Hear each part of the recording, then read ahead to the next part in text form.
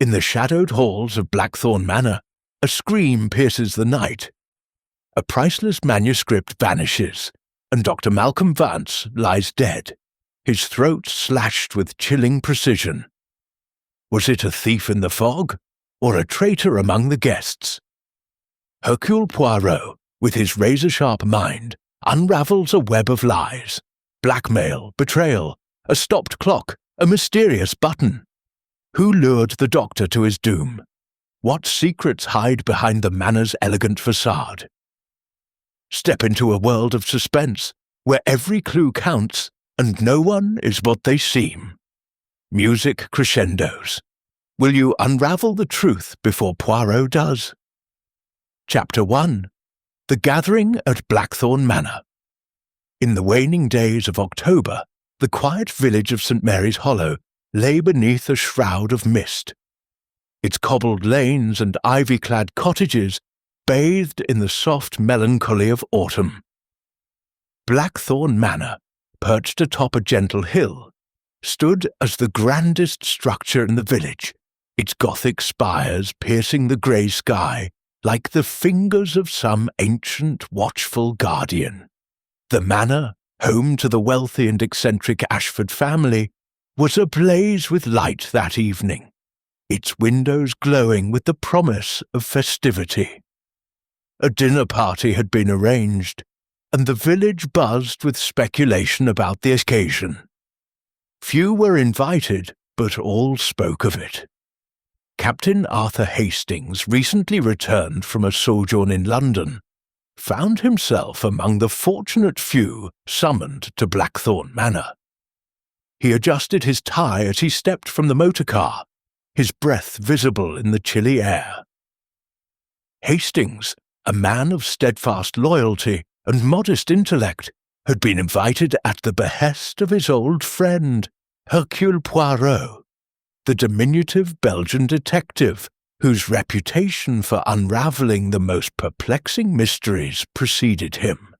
Poirot had been staying in St. Mary's Hollow for reasons he had not fully disclosed, though Hastings suspected it was less for rest and more for some unspoken curiosity about the Ashford family. The manor's heavy oak doors swung open, revealing a grand hall adorned with portraits of stern-faced ancestors. The butler, a gaunt man named Reynolds with an air of perpetual unease, ushered Hastings inside. The air was thick with the scent of polished wood and beeswax candles, and the faint clink of crystal glasses echoed from the dining room. Hastings glanced at his pocket watch. 7:45 p.m.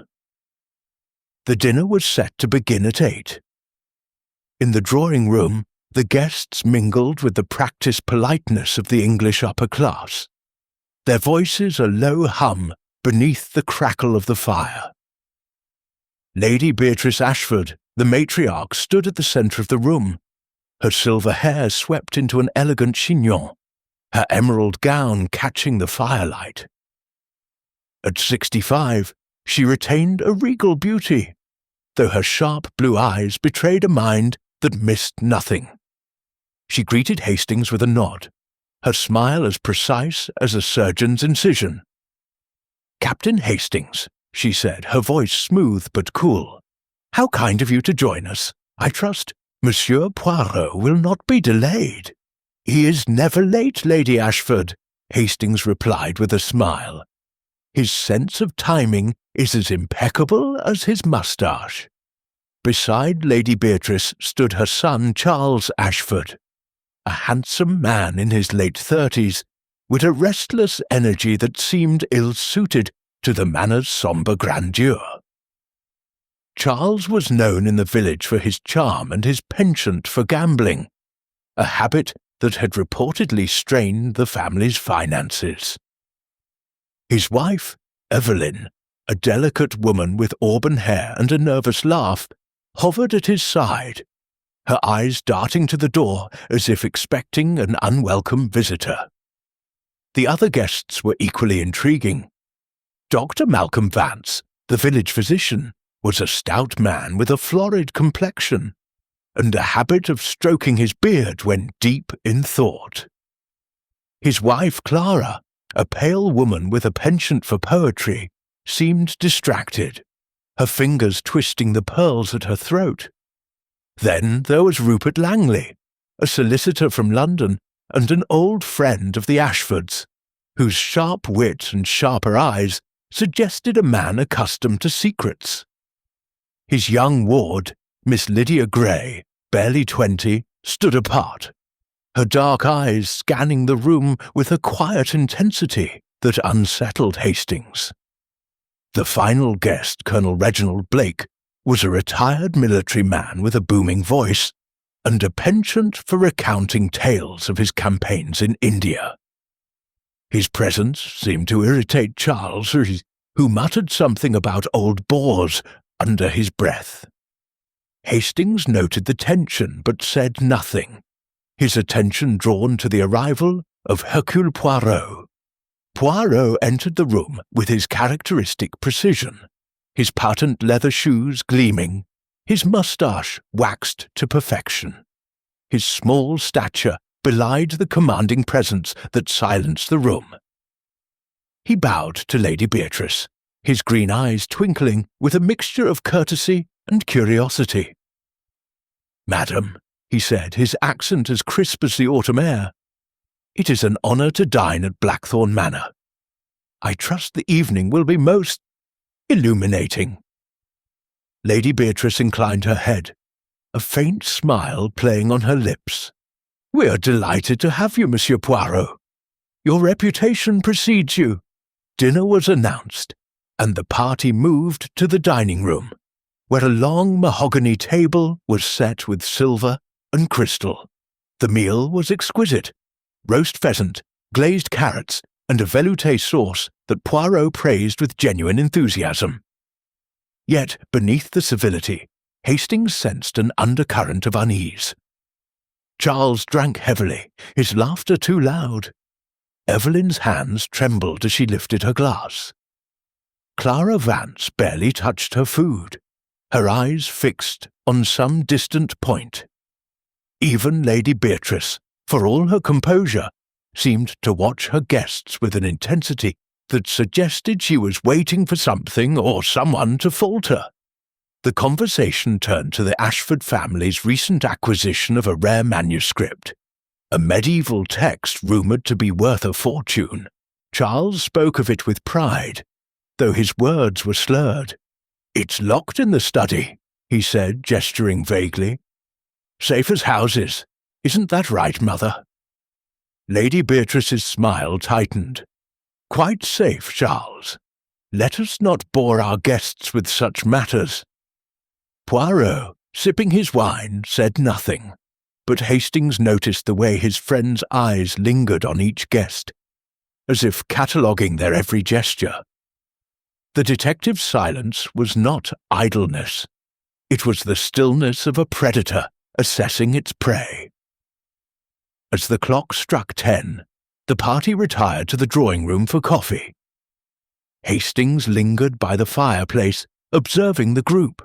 Colonel Blake was regaling Rupert Langley with a story about a tiger hunt, while Lydia Gray sat alone, her hands folded in her lap. Charles and Evelyn argued in hushed tones near the window, their words inaudible, but their tension palpable. Dr. Vance excused himself to check on a patient in the village, promising to return within the hour. Clara watched him go, her expression unreadable. It was then that a scream shattered the night. The sound came from the direction of the study, a high, piercing cry that froze the room. Hastings leapt to his feet, his heart pounding. Lady Beatrice rose, her face pale but composed. "Reynolds!" she called sharply. "What is the meaning of this?" The butler appeared, his face ashen. "My lady," he stammered, It's the study." "The door is locked, and there's blood." Poirot was already moving, his small frame surprisingly agile. "Captain Hastings," he said, his voice calm but urgent, "we must investigate." Rita, The guests followed, their footsteps echoing in the cavernous hall. The study door, heavy oak with an iron lock, was indeed shut tight. A thin trickle of blood seeped from beneath it, staining the polished floor. Charles fumbled with a key, his hands shaking, and the door swung open. Inside, sprawled across the Persian rug, lay Dr. Malcolm Vance. His eyes stared blankly at the ceiling, his throat slashed with surgical precision. The rare manuscript, the pride of the Ashford collection, was gone. Hastings felt a chill settle over him. The room was silent, but for the ticking of a grandfather clock, its hands pointing to 10:15 p.m. Poirot knelt beside the body, his gloved fingers hovering over the wound. "Mon Dieu," he murmured, his voice soft but laced with steel. "The game, it has begun." He rose, his eyes sweeping the room, taking in the overturned chair, the shattered glass on the desk, the open window letting in the cold night air. The guests stood frozen, their faces a gallery of shock, fear, and, Hastings could not help but notice, guilt. "Monsieur Poirot," Lady Beatrice said, her voice steady despite the horror before her, "can you tell us what has happened?" Poirot turned, his expression unreadable. "What has happened, madame, is murder. And Hercule Poirot will uncover the truth, no matter how cleverly it is hidden." As the wind howled outside, Hastings knew that Blackthorn Manor was no longer a place of warmth and light. It was a stage, and the players were all suspects. Chapter 2. The Scene of the Crime. The study at Blackthorn Manor was a room of contrasts, its grandeur marred by the grim tableau at its centre. The walls, lined with leather-bound books and framed maps, spoke of wealth and intellect, while the air, heavy with the metallic tang of blood, whispered of violence. Dr. Malcolm Vance's body lay sprawled across the Persian rug, his lifeless eyes fixed on the ornate ceiling. The wound at his throat was clean, a single deep slash that suggested both precision and intent. The missing manuscript, a medieval treasure of illuminated vellum, had vanished into the night, leaving only questions in its wake. Hercule Poirot stood motionless, his small frame silhouetted against the flickering light of the chandelier. His gloved hands were clasped behind his back, his head tilted slightly as he surveyed the scene. Captain Hastings, standing near the door, felt a familiar mix of awe and frustration at his friend's methodical calm. The other guests crowded the doorway, their faces pale, their whispers a low hum of fear and disbelief. Lady Beatrice Ashford, her composure a fortress, stood closest, her eyes locked on Poirot, as if willing him to unravel the horror before them. "Monsieur Poirot," she said, her voice steady but taut, "what can you tell us? Who could have done this?"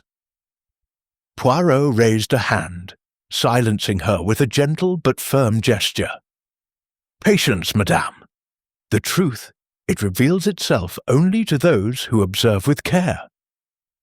First, we must understand the stage upon which this tragedy has been played." He stepped forward, his polished shoes avoiding the bloodstains with meticulous care. His eyes darted from the body to the desk, where a shattered glass lay beside a decanter of brandy.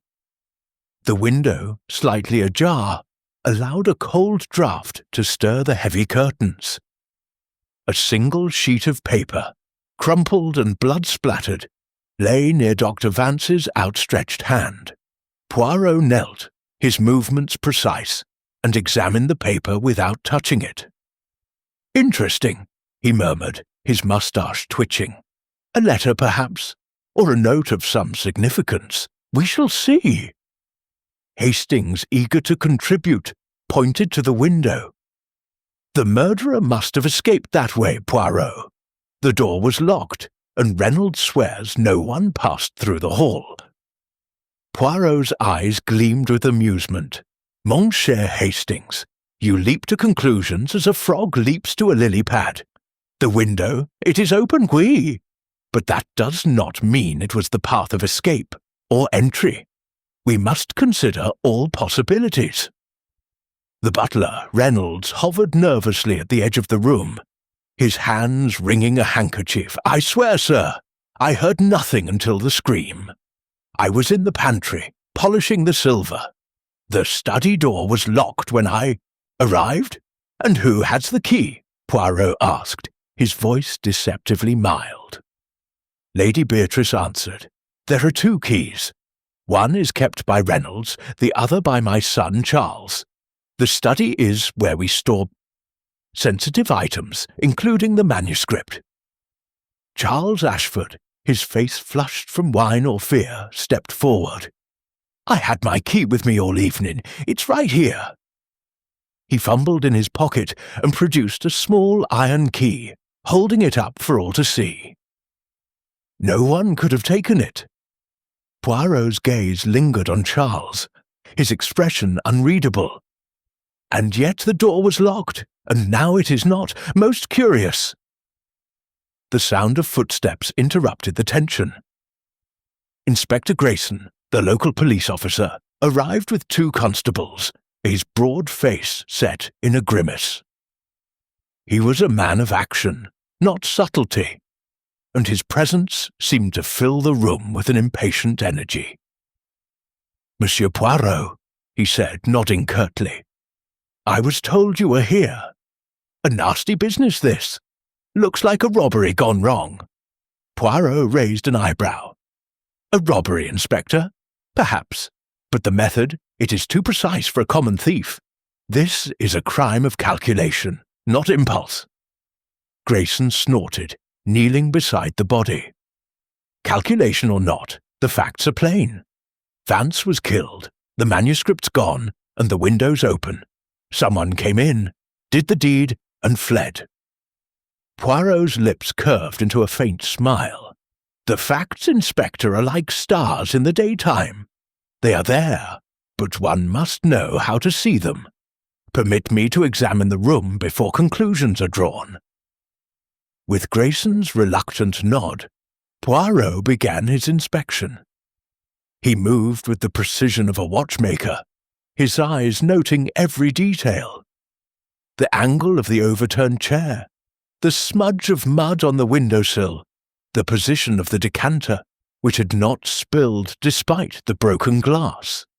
He paused at the desk, where a small brass clock showed 10:12 p.m., its ticking a stark reminder of the moment the crime was discovered. Dr. Vance left the drawing room at precisely 9:45 p.m., Poirot said, addressing the group. He claimed he was called to a patient in the village. Yet here he is, dead, at 10:15 p.m. Tell me, who saw him after he left the drawing room? A murmur rippled through the guests. Clara Vance, her face pale as porcelain, spoke first. I saw him in the hall just before he left. He said he'd be back within the hour. And did he mention the name of this patient? Poirot asked, his tone gentle but probing. Clara hesitated, her fingers twisting her pearls. No, he didn't. I assumed it was urgent. Malcolm often had late calls.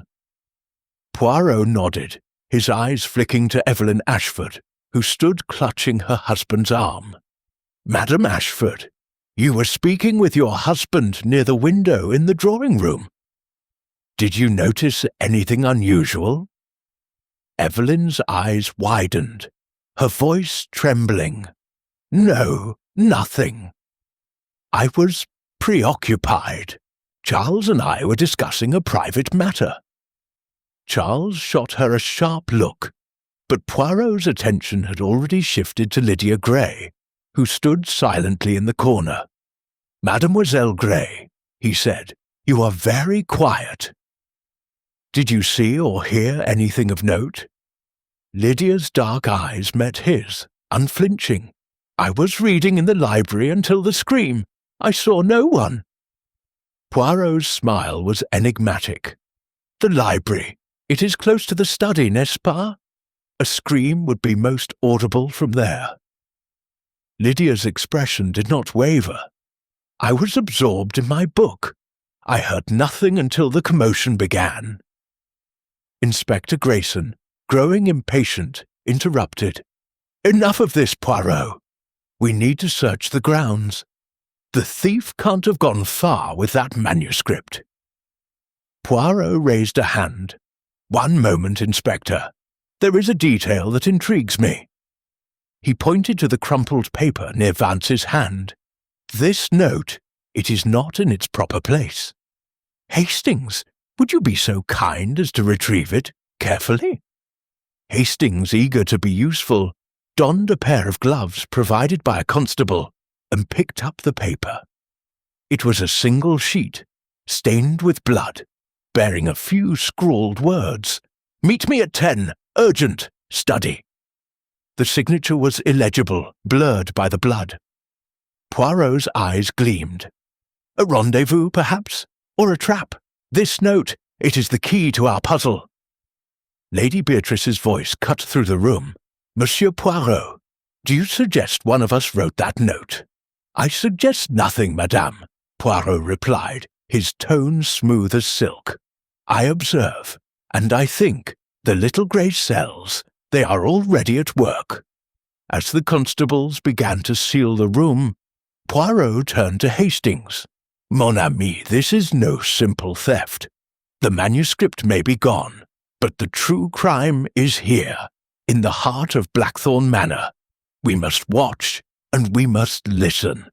For someone in this house knows more than they say. The wind howled outside, rattling the windows, and Hastings felt a chill that had little to do with the cold. The study, with its blood-stained rug and silent clock, held secrets that Poirot would not rest until he uncovered. Chapter 3. The arrival of Hercule Poirot.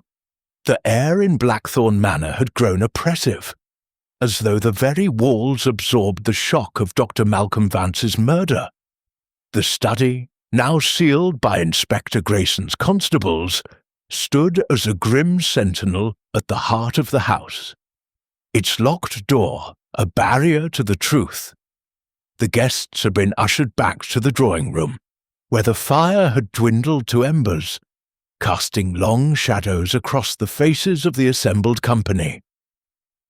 Captain Arthur Hastings stood near the hearth, his hands clasped behind him, his mind racing with the image of the bloodied rug and the missing manuscript. The note, with its cryptic summons to the study, weighed heavily on his thoughts. Hercule Poirot, however, was the picture of composure.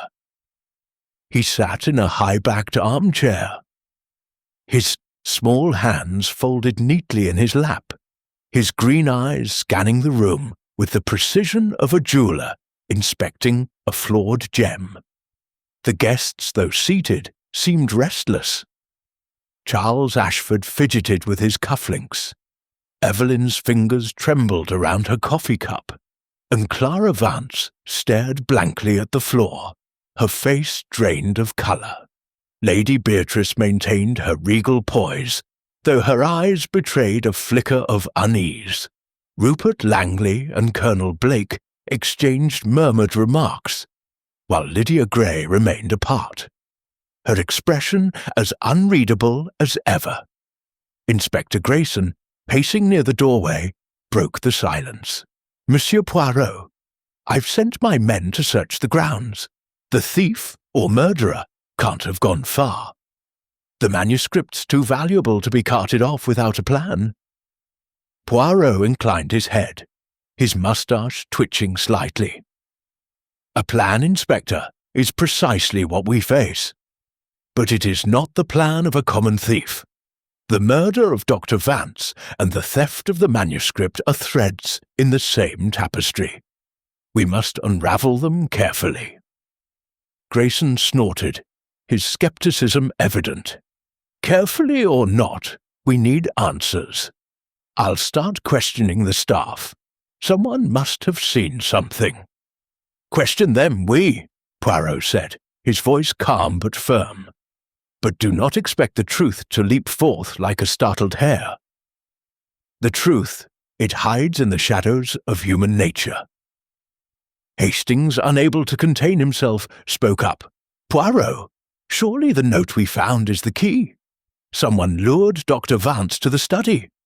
If we can identify the handwriting—" Poirot raised a hand, silencing his friend with a gentle smile. "Patience, mon ami. The note is important, but it is not the whole story. We must first understand the players in this drama. Tell me, Hastings, what did you observe during dinner?" Hastings frowned, caught off guard. "Well, it was a fine meal. Charles drank a bit too much. Evelyn seemed nervous, and Clara barely ate. Oh, and Colonel Blake was droning on about India again." Poirot's eyes twinkled. "Exactement. You see, but you do not observe. The nervous hands of Madame Evelyn, the untouched plate of Madame Vance, the loud tales of the Colonel, these are not mere details. They are windows into the soul. And now we must open those windows wider." He rose, his movements deliberate, and addressed the room. "Mesdames et messieurs, a tragedy has occurred, and I, Hercule Poirot, have been called to bring order to this chaos. I will speak with each of you in turn, and I ask that you remain in the manor until I have completed my inquiries. The truth, it will not escape me." Lady Beatrice's voice was sharp, though controlled. "Monsieur Poirot, are we to understand that you suspect one of us?" Poirot's smile was enigmatic. "I suspect everyone, madame, until the facts prove otherwise. It is the method of Hercule Poirot." The interviews began in the library, a quieter room adjacent to the drawing-room, its shelves lined with volumes of history and literature. Poirot sat at a small oak table, a notebook open before him, his pencil poised like a conductor's baton. Hastings stood by the window, watching the mist curl around the manor's gardens, his role, as always, to listen and marvel at his friend's genius. First was Lady Beatrice, who entered with the air of a queen summoned to a commoner's court. She sat, her posture impeccable, and fixed Poirot with a steady gaze. "Ask your questions, Monsieur Poirot. I have nothing to hide." Poirot's tone was courteous but probing. "Madame, tell me of Dr. Vance. He was your physician, and a guest at your table. Was he a friend of long standing?" "He was our doctor for nearly 10 years, Lady Beatrice replied. "A competent man, if somewhat reserved. He attended to my late husband's ailments, and has been invaluable to the family." "And the manuscript?" Poirot asked, his eyes narrowing. "It was kept in the study, a room to which few had access. Did Dr. Vance show an interest in it?" Lady Beatrice hesitated, a rare crack in her composure. "He admired it, as did all who saw it. It was a family treasure, recently acquired at great expense. But I cannot imagine why he would be in the study tonight." Poirot made a note, his pencil scratching softly. "And at 9:45 p.m., when Dr. Vance left the drawing-room, where were you?" "I was speaking with Colonel Blake about his investments," she said. "We were near the fireplace. I saw Malcolm leave, but paid little attention." Poirot nodded, dismissing her with a polite bow. Next came Charles Ashford, whose flushed face and unsteady gait suggested the effects of wine had not yet worn off. He slumped into the chair, his eyes darting to the door. "Mr. Ashford, Poirot began. "Your key to the study. Where was it between 9:45 and 10:15 p.m.? Charles patted his pocket. "Right here, as I said. I never let it out of my sight. Damned thing's useless now, isn't it? The manuscript's gone, and poor Vance is dead." Poirot's gaze was unyielding. "And your discussion with your wife in the drawing-room, what was its nature?" Charles bristled. "That's private, Poirot. Nothing to do with this mess." "Everything is relevant, monsieur," Poirot said softly. "The smallest detail may be the key to the truth." Charles muttered something about household matters and was dismissed, his discomfort palpable. Evelyn Ashford followed, her auburn hair dishevelled, her eyes red from unshed tears. She confirmed Charles's alibi, stating they were together by the window from 9:30 until the scream, discussing family finances. Poirot noted her trembling hands and the way she avoided his gaze. Clara Vance was next, her grief a quiet storm beneath her composed exterior. "Malcolm was a good man," she said, her voice breaking. "He had no enemies. I can't imagine who would do this." "Madam," Poirot said gently, "did your husband mention any concerns about the manuscript? Or about anyone in this house?" Clara shook her head. "He spoke little of his work. He was distracted lately, but I thought it was his patients. He was always so busy." Poirot's final interviews were with Rupert Langley, who claimed to have been in the billiard room with Colonel Blake, and Lydia Gray, who reiterated her story of reading in the library. Colonel Blake, bombastic as ever, confirmed Langley's alibi, but admitted to stepping out for a cigar on the terrace at 10 p.m. As the interviews concluded, Poirot closed his notebook and turned to Hastings. "Mon ami, the alibis, they are neat, too neat perhaps. The clock in the study showed 10:12 p.m., yet the scream came at 10:15. And the note, it is a puzzle. Who wrote it and why?" Hastings frowned. "You think someone's lying, don't you?" Poirot's smile was faint. "Lying, Hastings, is as natural to some as breathing. But the truth, it leaves traces. Tomorrow, we shall examine the study again. For now, let the suspects sleep if they can." As the manor settled into an uneasy silence, Hastings felt the weight of Poirot's words. The game was afoot, and Blackthorn Manor was a chessboard where every move mattered. Chapter 4. The Questions Begin.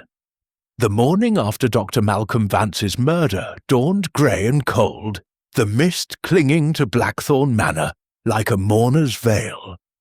The house was subdued, its usual bustle replaced by a heavy silence, broken only by the occasional creak of floorboards or the distant clatter of a servant's tray.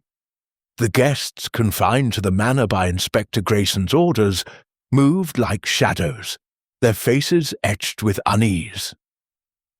Captain Arthur Hastings, bleary-eyed from a restless night, stood at the window of the morning-room, watching the fog swirl over the manicured lawns. His thoughts were a tangle of questions, each leading back to the blood-stained study and the enigmatic figure of Hercule Poirot. Poirot himself was already at work, his small frame immaculate in a tailored suit, his moustache waxed to perfection. He had requested the morning-room as a base for his inquiries, its large windows offering light, and its solitude ensuring privacy. A table had been set with a pot of steaming coffee, a notepad, and a small silver bell, which Poirot rang to summon each guest for questioning. Hastings, ever the loyal companion, stood by, ready to take notes or offer his observations, though he knew Poirot's mind was already several steps ahead. "Monsieur Poirot," Hastings said, glancing at the clock, which read 9:15 a.m. Do you really think these interviews will reveal the murderer? Everyone seemed so shocked last night. Poirot's green eyes twinkled with a mixture of amusement and determination. Mon cher Hastings, shock is a mask that many wear well. The human heart is a labyrinth, and I, Hercule Poirot, am its cartographer. We shall ask questions, and in the answers, or the silences, we shall find the truth. The first to be summoned was Reynolds, the butler, whose gaunt frame seemed to shrink under Poirot's scrutiny. He stood stiffly, his hands clasped before him, his eyes fixed on a point above Poirot's head. "Monsieur Reynolds," Poirot began, his voice smooth as velvet, "you were in the pantry polishing silver when the scream was heard at 10:15 p.m. Tell me, what is the layout of the pantry in relation to the study?" Reynolds swallowed, his Adam's apple bobbing. "The pantry is at the far end of the east wing, sir, past the dining room. It's a good distance from the study, which is in the west wing. I couldn't have heard anything until the scream, and even then I ran straight to the hall." "And the key to the study," Poirot continued. "You keep it on your person?" "Yes, sir. Always in my waistcoat pocket. I checked it after dinner around 9:30, and it was still there when I reached the study." Poirot made a note, his pencil moving with deliberate precision. "And did you see Dr. Vance after he left the drawing-room at 9:45? "No, sir. I was in the pantry by then, preparing for the coffee service." Poirot dismissed him with a nod, his expression unreadable. Next came Clara Vance, her pale face framed by a black shawl, her eyes red-rimmed from grief or sleeplessness. She sat, her hands folded tightly in her lap, and answered Poirot's questions with a quiet intensity. "Madame Vance," Poirot said gently, "your husband left the drawing-room to attend to a patient. Did he receive a telephone call or a message to prompt this departure?" Clara hesitated, her fingers tightening. I don't know." He stepped into the hall for a moment, and when he returned, he said he had to go. He didn't mention a call, but Malcolm often kept things to himself. "And his mood?" Poirot pressed. "Was he anxious, distracted, perhaps?" "He was preoccupied," Clara admitted. "He'd been that way for weeks.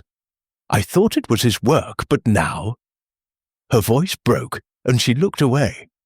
Poirot's tone remained soft but insistent. "And the manuscript, madame? Did he ever speak of it?" Clara shook her head. "Only in passing. He said it was beautiful, but he wasn't one for antiquities. His passion was medicine, not relics." As Clara left, Hastings leaned forward. "Poirot, she's hiding something. Did you see how she hesitated?" Poirot's smile was faint. "Oui, Hastings.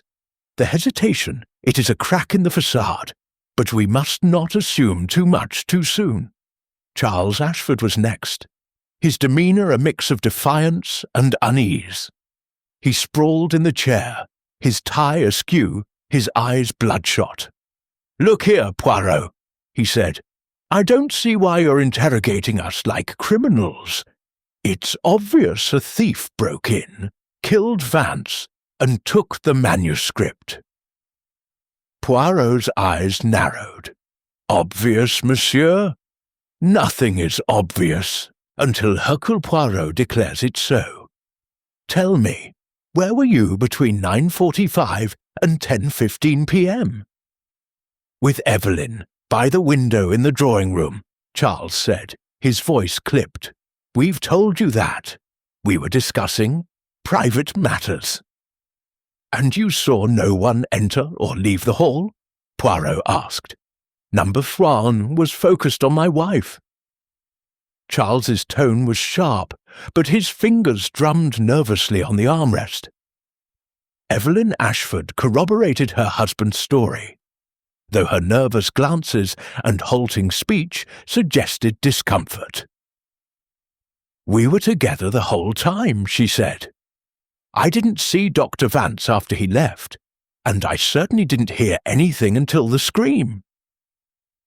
Poirot turned next to Rupert Langley, the solicitor, whose sharp features and quick wit made him a formidable presence.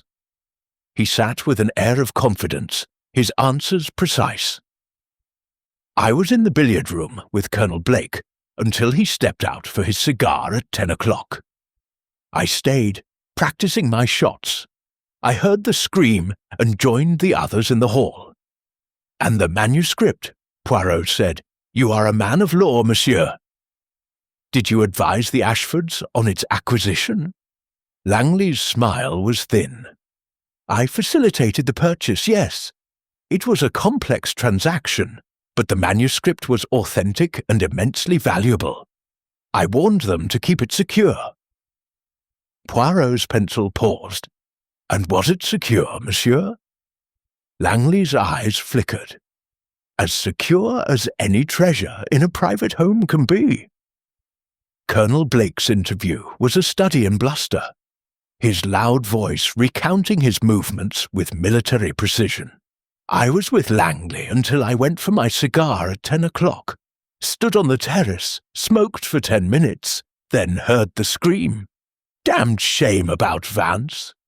Finally, Lydia Gray entered, her dark eyes meeting Poirot's without flinching.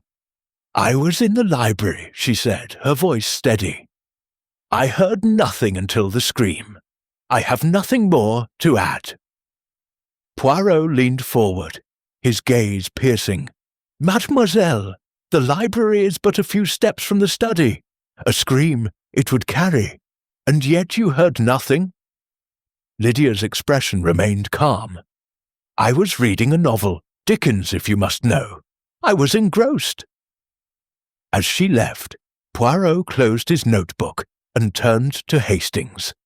"Mon ami, the alibis, they're like a house of cards, neatly arranged but fragile.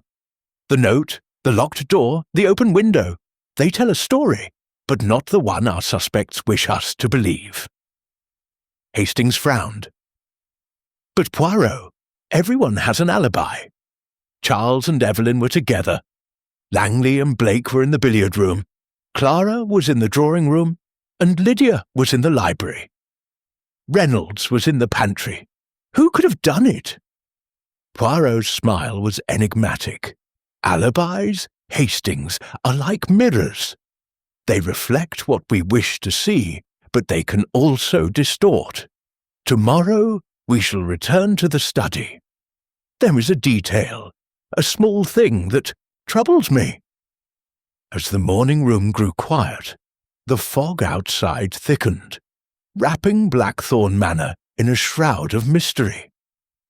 Hastings felt a chill, not from the cold, but from the certainty that Poirot's little grey cells were already piecing together a truth that would shake the house to its foundations. Chapter 5. The Red Herrings. The second day at Blackthorn Manor dawned with a heavy stillness, the fog outside lingering like an uninvited guest. The murder of Dr. Malcolm Vance had cast a pall over the household, and the guests moved through the grand rooms with the caution of people expecting further calamity. Captain Arthur Hastings, sipping a cup of tepid tea in the morning room, felt the weight of the previous night's revelations. The cryptic note, the locked study, the missing manuscript, all pointed to a crime of cunning, yet the alibis of the suspects seemed to form an impenetrable wall.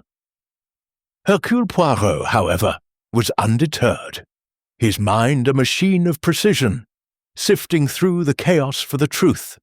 Poirot stood at the window, his small hands clasped behind his back, his eyes fixed on the misty gardens. "Mon cher Hastings," he said without turning, "the case, it is like a fine tapestry. The threads appear tangled, but with care we shall find the pattern. Today we must look for the red herrings, those distractions that lead the unwary astray." Hastings frowned, setting down his cup. "Red herrings? You mean someone's deliberately misleading us?" Poirot's moustache twitched with a faint smile. "Exactement. In every murder there is a truth, and around it, like moths to a flame, flutter the lies. We must separate the two." Their conversation was interrupted by the arrival of Inspector Grayson, his face flushed with the air of a man who believed he had cracked the case. He strode into the room, a notebook in hand, and addressed Poirot with barely concealed triumph.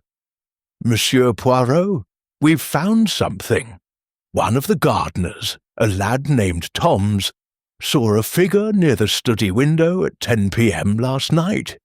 He couldn't make out the face, but he swears it was a stranger, tall, cloaked, moving quickly toward the woods." Hastings's eyes widened. "A stranger? That settles it then.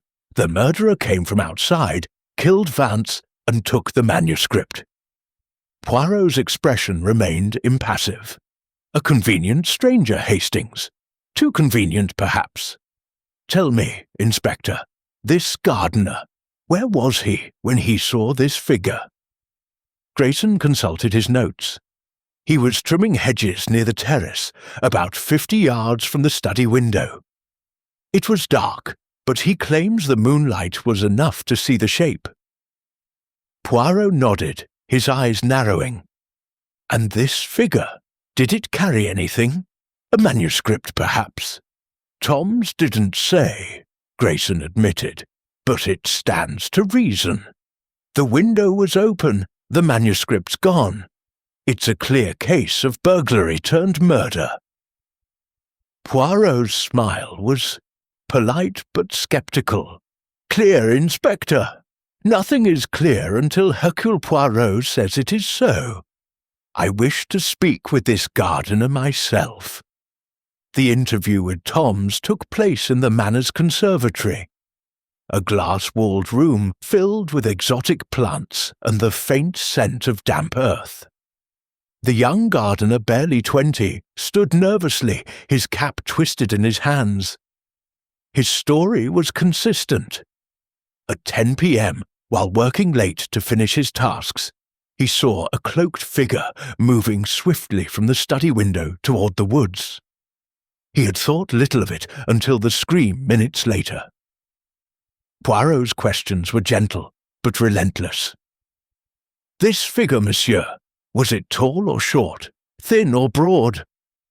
"Tall, sir," Tom said, his voice hesitant, "and thin, I think. Hard to say in the dark." "And the cloak?" Poirot pressed. "Was it long, reaching the ground, or shorter?" "Long, sir. It flapped as they ran." Poirot made a note, his pencil moving with deliberate care. "And you did not see this figure enter the woods? You did not follow?" Tom shook his head. "No, sir. I was too far, and then I heard the scream and ran to the house." As Tom's was dismissed, Poirot turned to Hastings. "A cloaked figure, tall and thin, vanishing into the night. It is a story worthy of a Gothic novel, n'est-ce pas? But I do not trust stories that fit so neatly." Grayson, overhearing, bristled. "You're saying the boy's lying?" "Not lying, Inspector," Poirot said smoothly, "but perhaps mistaken, or guided. We shall see." The morning progressed with further inquiries, and Poirot's attention turned to the physical evidence. He requested access to the study, now under police guard, and Inspector Grayson reluctantly agreed. The room was as they had left it. Doctor. Vance's body had been removed, but the blood-stained rug remained, a grim reminder of the crime. The desk, with its shattered glass and unmoved decanter, stood untouched, and the open window let in a chill breeze. Poirot moved with the precision of a dancer, his eyes scanning every surface. He paused at the windowsill, where a faint smudge of mud had been noted the previous night. "Hastings," he said, "observe this mark. It is not deep, not the mud of a man who has run through wet grass. It is superficial, as if placed there." Hastings peered at the smudge, puzzled. "Placed there? You mean someone staged it?" Poirot's eyes gleamed. "Perhaps. The window. It is a convenient exit or entrance. But why leave it open? A thief in a hurry would close it to delay discovery." He moved to the desk where the crumpled note still lay, now sealed in a police envelope. Poirot examined it through the transparent covering, his brow furrowing. The handwriting, it is hurried, but deliberate. And the blood, it obscures the signature, but not entirely. There is a curve, a flourish, that suggests familiarity. Grayson, growing impatient, interrupted. "All this talk of flourishes and mud smudges. We've got a witness who saw a stranger, and that's where my men are focusing. We'll have the woods searched by noon." Poirot's smile was indulgent. "Search, Inspector, by all means. But the woods, they will tell you nothing. The answer is here, in this house, among these people." The afternoon brought a new development.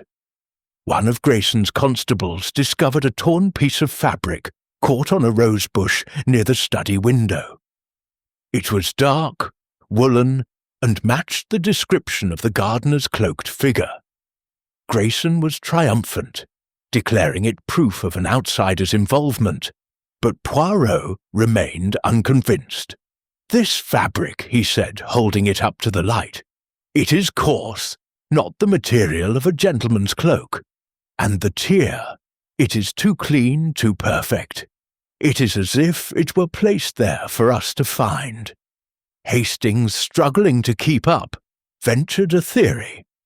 "Poirot, could someone in the house have planted these clues, the mud, the fabric, to make it look like an outsider?" Poirot's nod was approving. "Bravo, Hastings!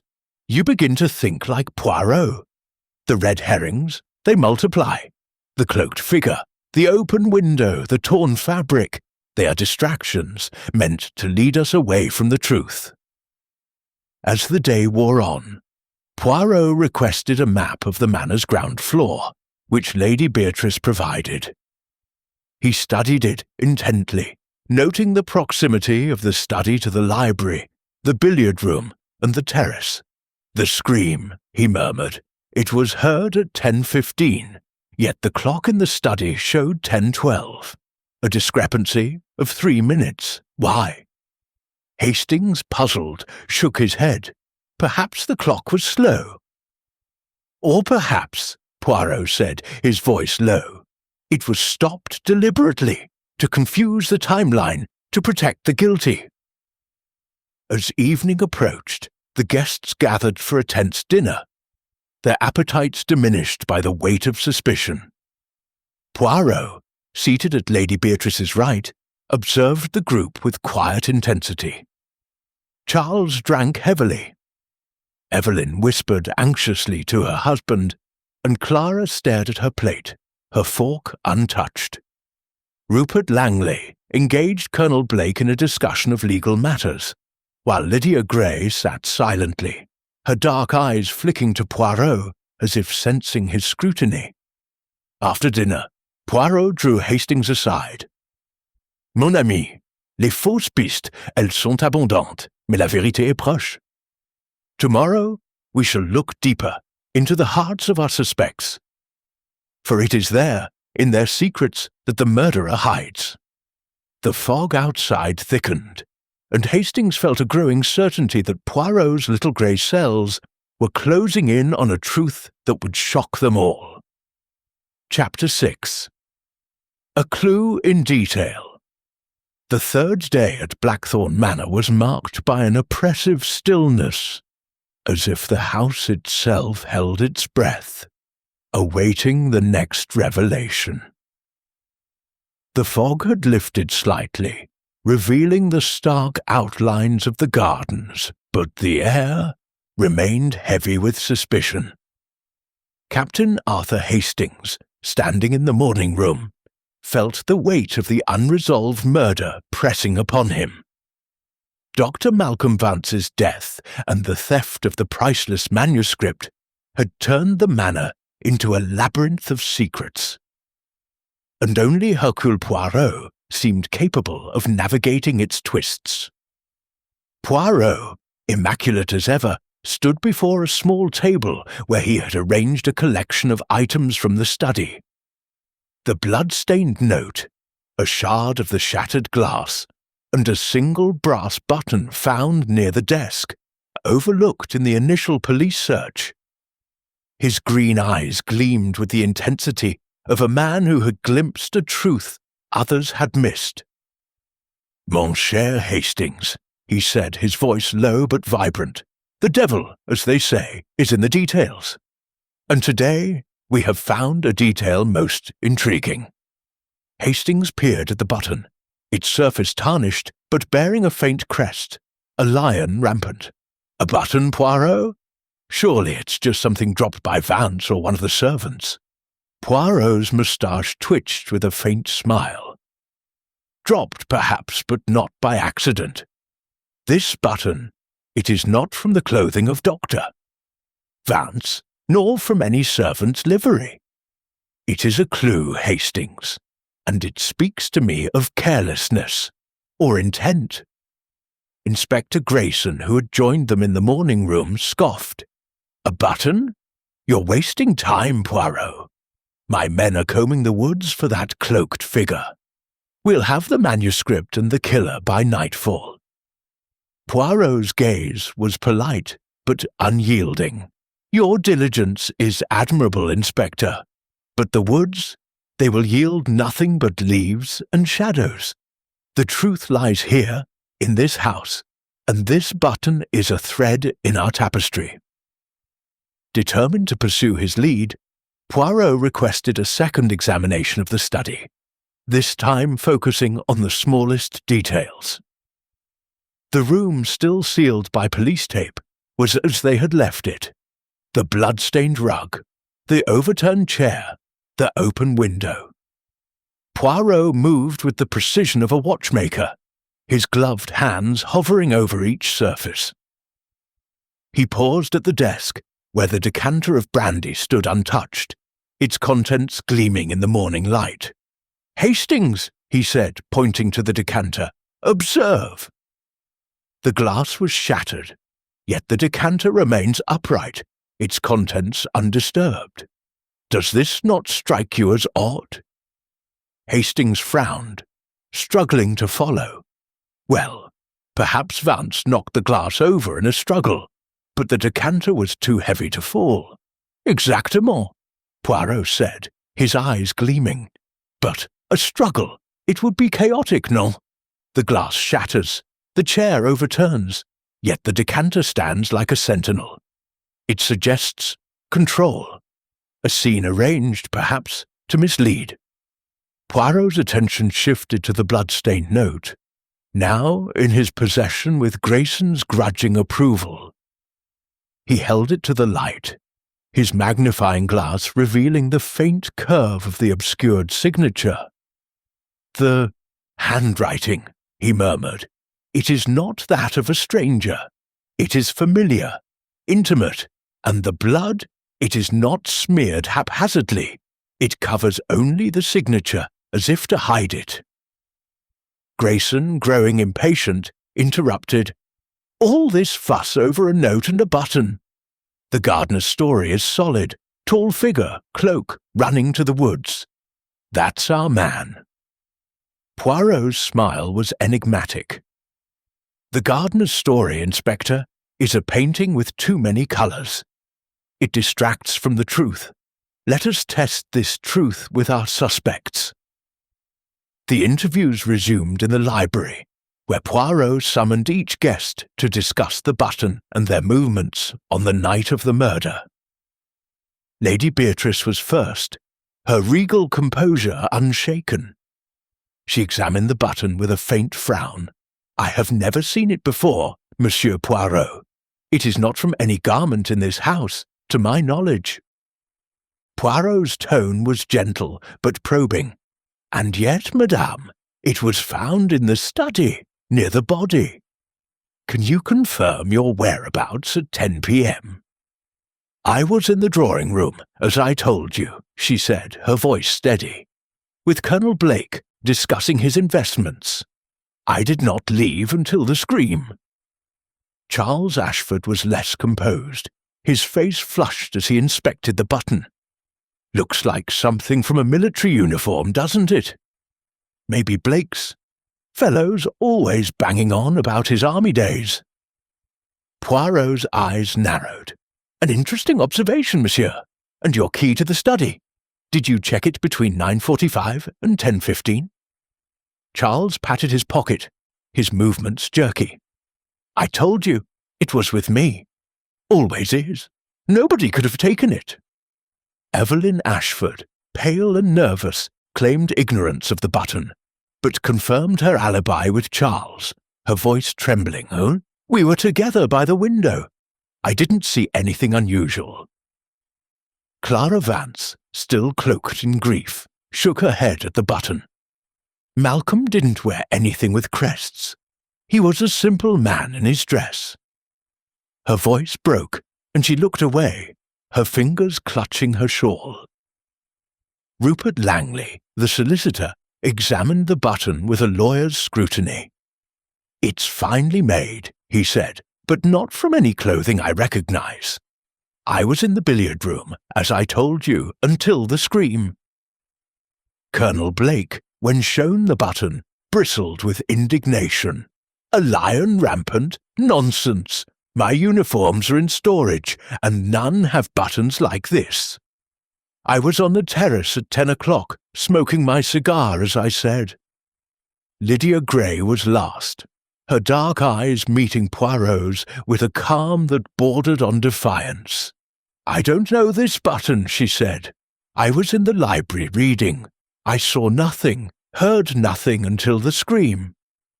Poirot dismissed her with a nod, then turned to Hastings. "Mon ami, the button? It is a clue, but not the only one. The decanter, the note, the clock stopped at 10:12. These are pieces of a puzzle. And their alibis, they are too, perfect like a play rehearsed." Hastings, struggling to keep up, ventured a theory. "Poirot, could the button belong to the cloaked figure? Maybe it was torn off during the escape." Poirot's smile was indulgent. "Possible, Hastings, but unlikely. The button, it is too deliberate, too placed. Like the mud on the window-sill, like the fabric in the rose-bush. Someone wishes us to chase shadows." As the afternoon waned, Poirot requested a private meeting with Reynolds, the butler. In the quiet of the morning room, Poirot's questions were sharp. "Monsieur Reynolds, the study key. When did you last use it before the murder?" Reynolds hesitated, his hands twisting his handkerchief. I opened the study at 8 p.m. to ensure the fire was lit. Then I locked it again and kept the key with me." "And you heard nothing unusual before the scream?" Poirot pressed. "Nothing, sir. I was in the pantry, as I said." Poirot's eyes gleamed. And yet the scream was heard at 10:15, but the clock in the study showed 10:12. A small discrepancy, but significant. "Tell me, did you check the clock that evening?" Reynolds paled. I didn't notice the time, sir. I was too shaken by the scream." As Reynolds left, Poirot turned to Hastings. "The clock, Hastings. It is the detail that does not fit. Why was it stopped? To confuse the timeline? To hide the moment of the crime? We are close, mon ami, very close." The day ended with the manner shrouded in tension, the guests avoiding each other's eyes at dinner. Poirot, ever observant, watched them all, his mind a whirl of connections. Hastings, sensing the storm to come, knew that Poirot's little grey cells were piecing together a truth that would soon shatter the fragile peace of Blackthorn Manor. Chapter 7. More lies surface.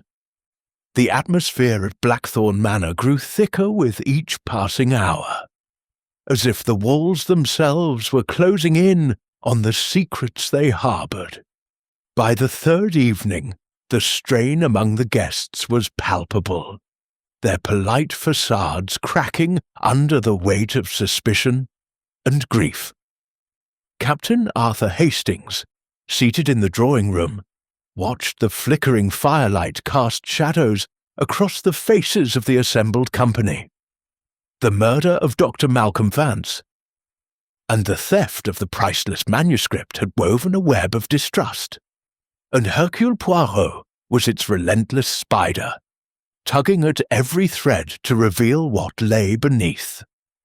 Poirot stood near the grand piano, his small frame a study in composure, his green eyes scanning the room with quiet intensity.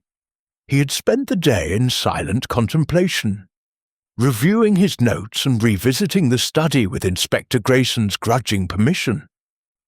The brass button, the stopped clock, the blood-stained note, these clues, he insisted, were not mere fragments, but pieces of a deliberate design. Now, as the clock struck 8, Poirot prepared to tighten the screws on his suspects. "Mesdames et messieurs," he began, his voice cutting through the murmurs.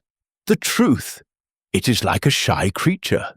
It hides, but it leaves traces. Tonight, we shall uncover some of those traces, for I believe there are secrets in this house that beg to be revealed." Hastings, standing by the hearth, felt a familiar thrill at Poirot's words. The detective's calm assurance was a beacon in the storm of uncertainty, yet Hastings knew that Poirot's methods often stirred unease before they brought clarity. The guests shifted uncomfortably, their eyes darting to one another. Lady Beatrice, seated in a high-backed chair, maintained her regal poise, though her fingers tightened on her fan. Charles Ashford, his face flushed from wine, glared at Poirot, while Evelyn clutched his arm, her expression anxious. Clara Vance, shrouded in black, stared at the floor, her hands twisting a handkerchief. Rupert Langley and Colonel Blake exchanged guarded glances, and Lydia Gray, as ever, sat apart, her dark eyes unreadable. Inspector Grayson, hovering near the door, crossed his arms. "Get on with it, Poirot. My men are still searching the woods, but I'm starting to think you're right. This killer's closer to home. Let's hear what you've got." Poirot's smile was faint but sharp. "Patience, Inspector. The truth, it does not yield to haste. Let us begin with a question of time. The clock in the study was stopped at 10:12 p.m., yet the scream was heard at 10:15. A discrepancy of 3 minutes. Why?" Charles Ashford snorted. "Clocks go wrong, Poirot. It's nothing sinister." "Perhaps," Poirot said, his tone deceptively mild. "But a clock stopped deliberately, monsieur, is a clue.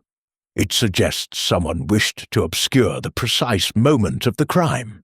And then there is the button, the brass button with the lion rampant, found near the body. It does not belong to Dr. Vance, nor to any servant. Whose is it?" Colonel Blake bristled, his voice booming. "I've told you it's not mine. My uniforms are packed away, and none have such buttons. You're barking up the wrong tree, man." Poirot's eyes gleamed. "The wrong tree, Colonel? Or perhaps the right one, but with branches we have yet to explore. Let us turn to another matter, a matter of secrets." He paused, letting the word hang in the air. The room grew still, the crackle of the fire the only sound. Poirot's gaze settled on Clara Vance. "Madame Vance, You told me your husband was preoccupied in the weeks before his death. Was there a reason for this distraction? A worry, perhaps, that he shared with you?" Clara's head snapped up, her eyes wide. I told you, it was his work, his patients. Malcolm was always busy." "But perhaps," Poirot said softly, "it was not only his patients. I have learned, through discreet inquiries, that Dr. Vance was seen in London last month, meeting with a man known to deal in rare manuscripts. Why would a village physician seek such a contact?" The room erupted in whispers. Clara's face drained of colour, her hands trembling. "That's nonsense! Malcolm had no interest in manuscripts. He was a doctor, not a collector." Poirot raised a hand, silencing the murmurs. "And yet the manuscript is gone, and Dr. Vance is dead. A coincidence, madame. Hercule Poirot does not believe in coincidences." Before Clara could respond, Charles Ashford leapt to his feet, his voice slurred but defiant. "This is absurd! You're accusing us all, Poirot, when the real culprit's probably halfway to London by now.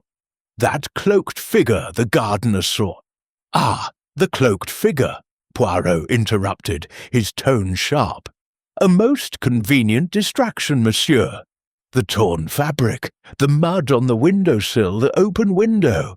These are the work of someone who wishes us to look outside when the truth lies within. And you, Monsieur Ashford, have your own secrets, no?" Charles froze, his face reddening. "What the devil do you mean?" Poirot's gaze was unrelenting. "Your gambling debts, monsieur. They are well known in certain circles. The manuscript, it was valuable enough to clear such debts, was it not?" Evelyn gasped, her hand flying to her mouth. "Charles, tell him it's not true." Charles's jaw tightened, but he said nothing, his silence louder than any protest. Lady Beatrice's voice cut through the tension, cold and commanding. "Monsieur Poirot, my son's financial matters are private. The manuscript was a family treasure, not a bargaining chip." Poirot inclined his head. "Of course, madame. But secrets, they have a way of entwining with motives. And there are other secrets in this house." His eyes flicked to Rupert Langley. "Monsieur Langley, you facilitated the purchase of the manuscript. Did you know of its irregularities?" Langley's sharp features tightened. "Irregularities? The manuscript was authentic, verified by experts. I resent the implication." "And yet," Poirot said, "there are whispers in London that its provenance was not entirely clear. A matter of interest, perhaps, to a solicitor with a keen eye for profit." Langley's smile was thin. "You're fishing, Poirot. I had no reason to harm Vance or steal the manuscript." Poirot turned to Lydia Gray, who had remained silent, her dark eyes watching the exchange. "Mademoiselle Gray, you are young, but observant. You were in the library, so close to the study, yet you heard nothing until the scream. Tell me, did you see Dr. Vance that evening before he left the drawing-room?" Lydia's expression was calm, almost defiant. "I told you, I was reading, I saw no one." Poirot's smile was enigmatic. "Reading? Oui. But the library, it has a window that overlooks the terrace. Did you perhaps see the Colonel smoking his cigar at 10 p.m.? Lydia hesitated, a flicker of unease crossing her face. I didn't look out the window. I was focused on my book." The room fell, silent, the weight of Poirot's questions pressing on every heart. Hastings, watching the exchange, felt a growing certainty that Poirot was closing in on something significant. The detective's ability to uncover hidden truths was like a blade, cutting through the lies that cloaked the manor. As the guests dispersed, Poirot drew Hastings aside. "Mon ami, les mensonges, ils se multiplient. The gambling debts of Charles, the London meeting of Dr. Vance, the silence of Mademoiselle Gray. These are not mere details. They are cracks in the foundation of this crime." Hastings frowned. But Poirot, who's lying? They all have alibis, and the clues, the button, the fabric, point to an outsider. Poirot's eyes twinkled. The clues, Hastings, are like a magician's sleight of hand. They distract from the truth. Tomorrow, we shall apply pressure, and the cracks will widen. The murderer, they cannot hide forever. As the manor settled into an uneasy night, Hastings lay awake, the echoes of Poirot's words mingling with the creaks of the old house. The truth was near, but it was shrouded in a fog of deception that only Poirot could dispel. Chapter 8. The Emotional Turning Point. The fourth day at Blackthorn Manor dawned with a brittle clarity, the fog giving way to a pale cold sunlight that did little to warm the tension within the house. The murder of Dr. Malcolm Vance and the theft of the priceless manuscript had frayed the nerves of the guests, turning polite exchanges into strained silences. Captain Arthur Hastings, seated in the morning room, with a cup of coffee grown cold, felt the weight of the unresolved crime pressing upon him. The alibis, the clues, the lies, they swirled in his mind like leaves in a storm, and only Hercule Poirot seemed capable of bringing order to the chaos. Poirot stood by the window, his small frame silhouetted against the light, his hands clasped behind his back. His green eyes, usually so sharp, held a contemplative softness, as if he sensed the moment for a breakthrough was near. "Mon cher Hastings," he said, his voice low but resonant, "today we shall stir the waters. The human heart, it cannot hide its truths forever. We must find the crack through which the truth will spill." Hastings, puzzled but intrigued, set down his cup. "You mean someone's going to confess, Poirot? But they've all stuck to their stories." Poirot's moustache twitched with a faint smile. "Not a confession, perhaps, but a revelation. The heart, when pressed, betrays its secrets. We shall see who falters."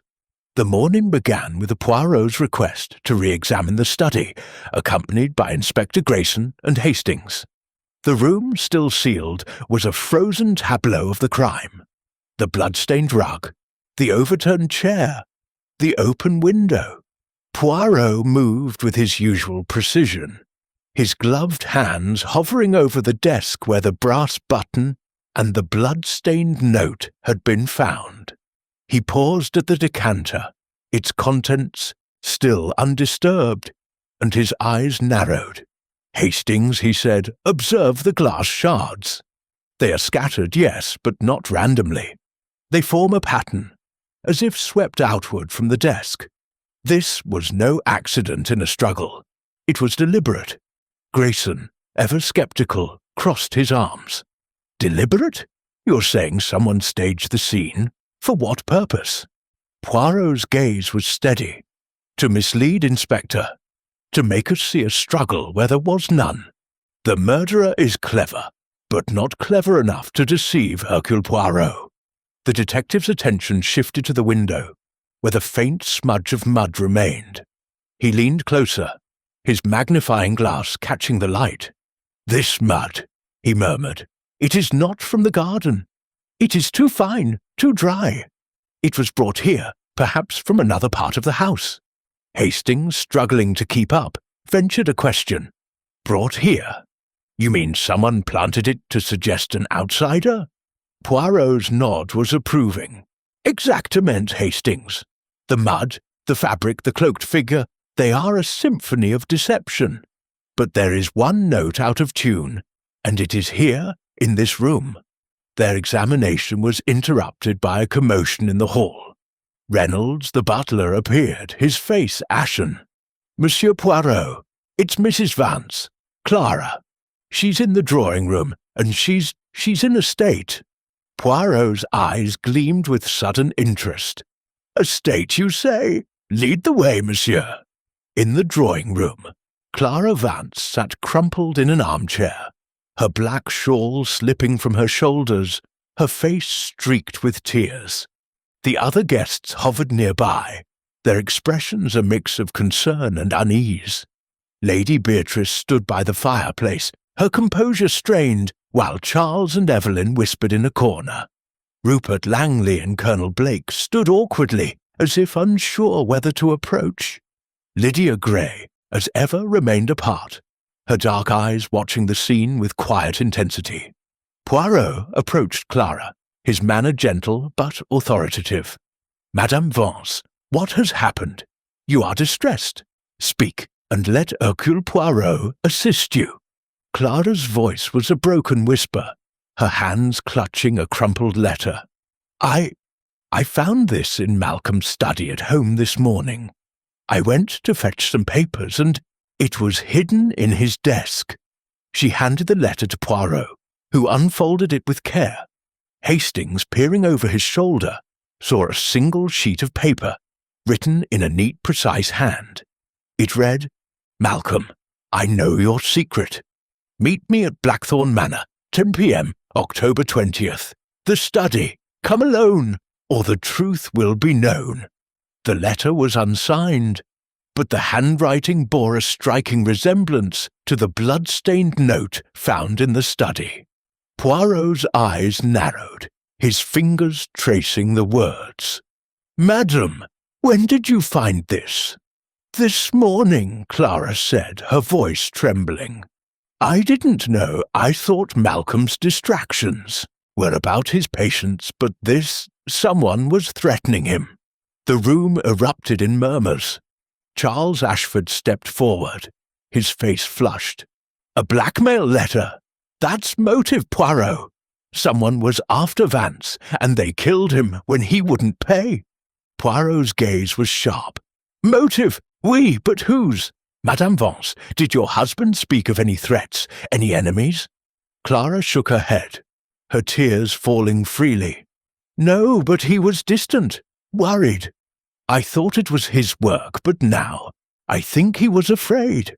Poirot turned to the group, his voice commanding silence. "This letter, it is a piece of our puzzle. It suggests Dr. Vance was drawn to the study under threat. But by whom? And what secret did he hold?" Lady Beatrice's voice was cold. "Monsieur Poirot, are you suggesting one of us wrote that letter?" "I suggest nothing, madame," Poirot said, his tone smooth. "I observe, and I note that this letter, like the note in the study, bears a handwriting that is not entirely unfamiliar." The guests exchanged uneasy glances, their alibis now tinged with doubt. Inspector Grayson, seizing the moment, took the letter from Poirot. "I'll have this analysed. If it matches the note from the study, we'll have our killer." Poirot's smile was enigmatic. "Analyse, Inspector, but do not expect the handwriting to reveal all. The truth lies in the hearts of those present." As the day progressed, Poirot requested private interviews with each guest, focusing on their knowledge of Dr. Vance's activities. Charles admitted to hearing rumours of Vance's financial troubles, hinting at unpaid debts. Evelyn, trembling, claimed ignorance, but let slip that she had seen Vance arguing with Rupert Langley in the village a week prior. Langley, when questioned, dismissed the argument as a professional disagreement over the manuscript's valuation, but his guarded tone suggested more. Colonel Blake, bombastic as ever, claimed no knowledge of Vance's secrets, while Lydia Gray reiterated her story of reading in the library, her calm demeanour unshaken. Lady Beatrice, however, revealed a startling detail. Dr. Vance had visited the manor 2 days before the murder, asking to see the manuscript alone. She had refused, citing security concerns. Poirot's eyes gleamed at this revelation. "And why, madame, did he wish to see it alone?" Lady Beatrice hesitated, her composure faltering. "He said he wanted to verify its authenticity. I thought it odd, but Malcolm was a trusted friend." As evening fell, Clara's breakdown and the discovery of the letter had shifted the dynamics of the house. The guests, once united in shock, now eyed each other with suspicion. Hastings watching Poirot, sensed that the detective was closing in on a truth that would unravel the carefully woven lies. "Mon ami," Poirot said, drawing Hastings aside. "The letter? It is the crack we sought. Clara's tears.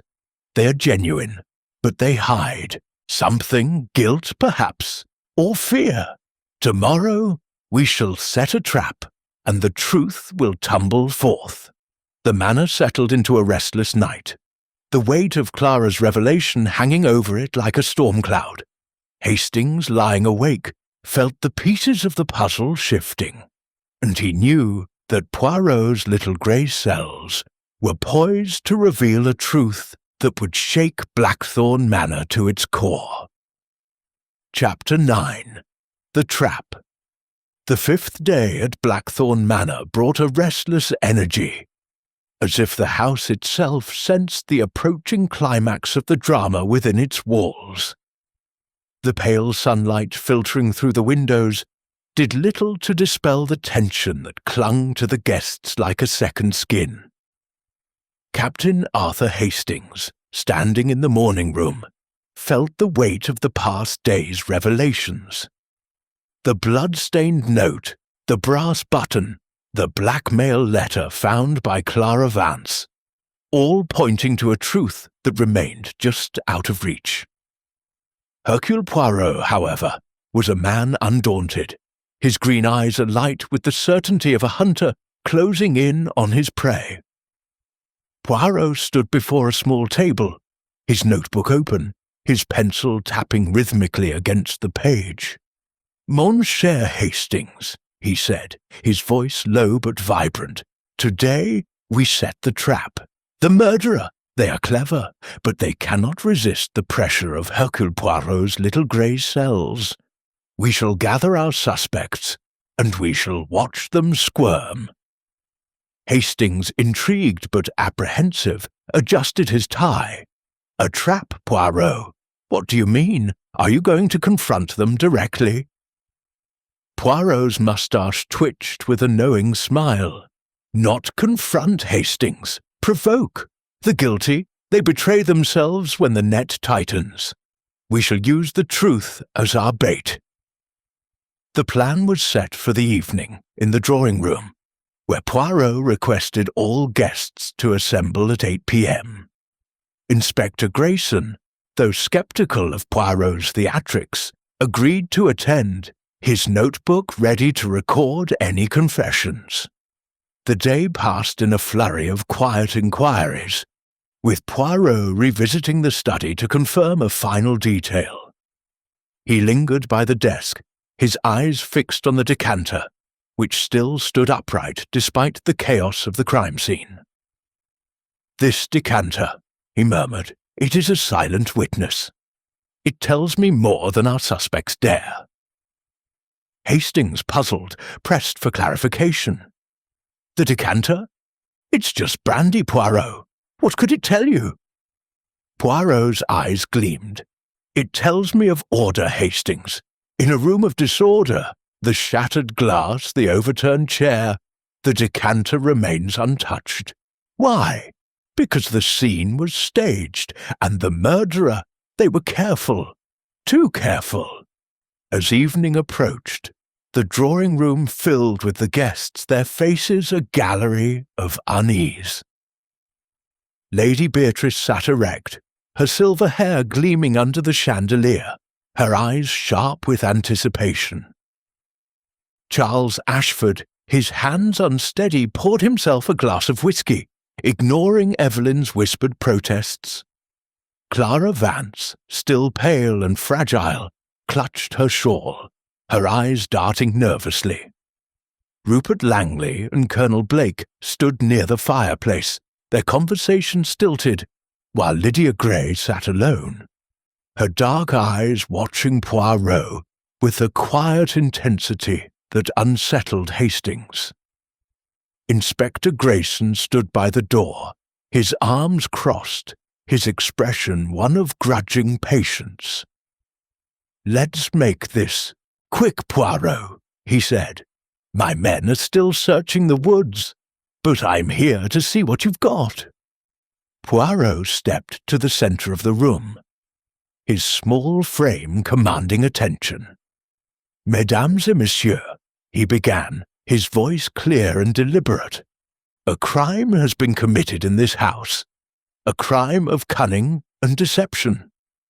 Dr. Malcolm Vance was murdered, the manuscript stolen, and we have been led to chase shadows, a cloaked figure, a torn fabric, a smudge of mud. But tonight we shall see the truth."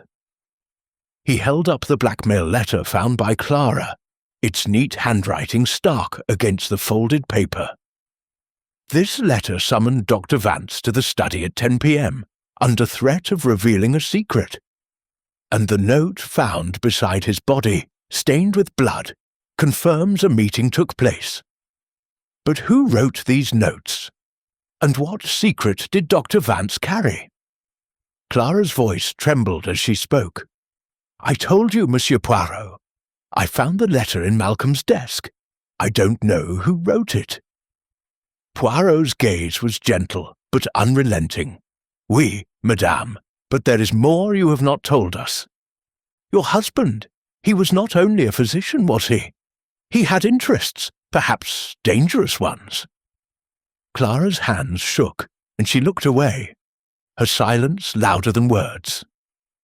Charles Ashford, his face flushed, interjected, "This is nonsense. You're hounding a grieving widow, Poirot. The killer's long gone, with a manuscript." Poirot turned to Charles, his eyes narrowing. "And you, monsieur, with your gambling debts, did the manuscript not tempt you? A quick sale to clear your slate?"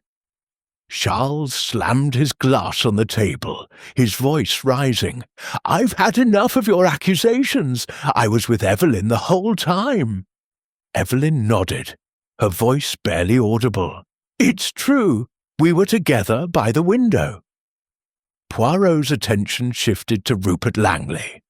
"Monsieur Langley, you facilitated the manuscript's purchase. You knew its value, its irregularities. Did you also know of Dr. Vance's meeting in London with a dealer in rare manuscripts?" Langley's sharp features tightened. "I told you, our disagreement was professional. I had no reason to harm Vance." "And you, Colonel Blake," Poirot continued, his voice like a blade, "you were on the terrace at 10 p.m., smoking your cigar. Did you see this cloaked figure the gardener described?" Blake's face reddened. "I saw nothing but the stars and my cigar smoke. I've told you that." Poirot's gaze settled on Lydia Gray, who met it with calm defiance. "Mademoiselle Gray, you were in the library, so close to the study. A scream at 10:15, yet you heard nothing until the others gathered. Is this not unusual?" Lydia's voice was steady. "I was reading, Monsieur Poirot. I was absorbed." The room grew silent, the tension a living thing. Poirot paced slowly, his hands clasped behind his back. "Let us consider the timeline. Dr. Vance leaves the drawing room at 9:45 p.m., summoned by a patient, or so he says. The clock in the study stops at 10:12, yet the scream is heard at 10:15. The decanter stands untouched. The button lies conveniently near the body. The window is open, yet the mud is not from the garden. These are not accidents. They are the work of a mind that plans, and plans well." He paused, his eyes sweeping the room. "I propose a theory. The murderer lured Dr. Vance to the study with a blackmail letter. They met at 10 o'clock as planned. The deed was done swiftly, the manuscript taken, and the scene staged to suggest an outsider. But one mistake was made, a small thing but fatal." The guests leaned forward, their breaths held. Clara's hands trembled violently, and she let out a choked sob. "Stop it, Monsieur Poirot! I can't bear it! Malcolm, he wasn't perfect, but he didn't deserve this!" Poirot's voice softened, but his eyes remained sharp. "Madame, what did he not deserve? Speak, and unburden your heart." Clara's tears spilled over, her voice breaking. He was in debt. Not just to patients, but to others, men in London. He told me a week ago, said he'd found a way to fix it, but he wouldn't say how. I thought it was gambling, like Charles, but now I think it was the manuscript. The room erupted in gasps. Lady Beatrice's fan snapped shut, her voice icy. "Clara, are you saying Malcolm planned to steal our manuscript?" Clara shook her head, sobbing. "I don't know. He was desperate, but he couldn't." Poirot raised a hand, silencing the room. "Madame Vance has given us a truth, but not the whole truth. The trap, it has sprung, but the prey is not yet caught. Tomorrow we shall gather again, and the final pieces will fall into place." As the guests dispersed, their faces pale, Hastings drew Poirot aside. "Clara's confession, it's a breakthrough, isn't it? Vance was in debt, involved with the manuscript, but who killed him?" Poirot's smile was enigmatic. "The net tightens, Hastings. The murderer, they feel the pressure. Tomorrow we shall see who breaks." The manor settled into a tense silence, the weight of Clara's words lingering like a storm cloud. Hastings, lying awake, felt the pieces of the puzzle shifting, and he knew that Poirot's trap was about to ensnare its quarry. Chapter 10. The Reveal. The sixth evening at Blackthorn Manor was charged with an electric tension, as if the very air crackled with the anticipation of truth. The drawing-room, its heavy curtains drawn against the gathering dusk, was lit by the soft glow of the chandelier, casting long shadows across the faces of the assembled guests. Captain Arthur Hastings stood near the fireplace, his heart pounding with the certainty that Hercule Poirot was about to unveil the solution to the murder of Dr. Malcolm Vance, and the theft of the priceless manuscript. The clues, the brass button, the stopped clock, the blackmail letter, the staged scene had led to this moment, and Poirot's little grey cells were ready to lay bare the truth. Poirot stood at the centre of the room, his small frame commanding the attention of all. His patent leather shoes gleamed, his moustache was waxed to perfection, and his green eyes sparkled with the quiet confidence of a man who had solved the puzzle.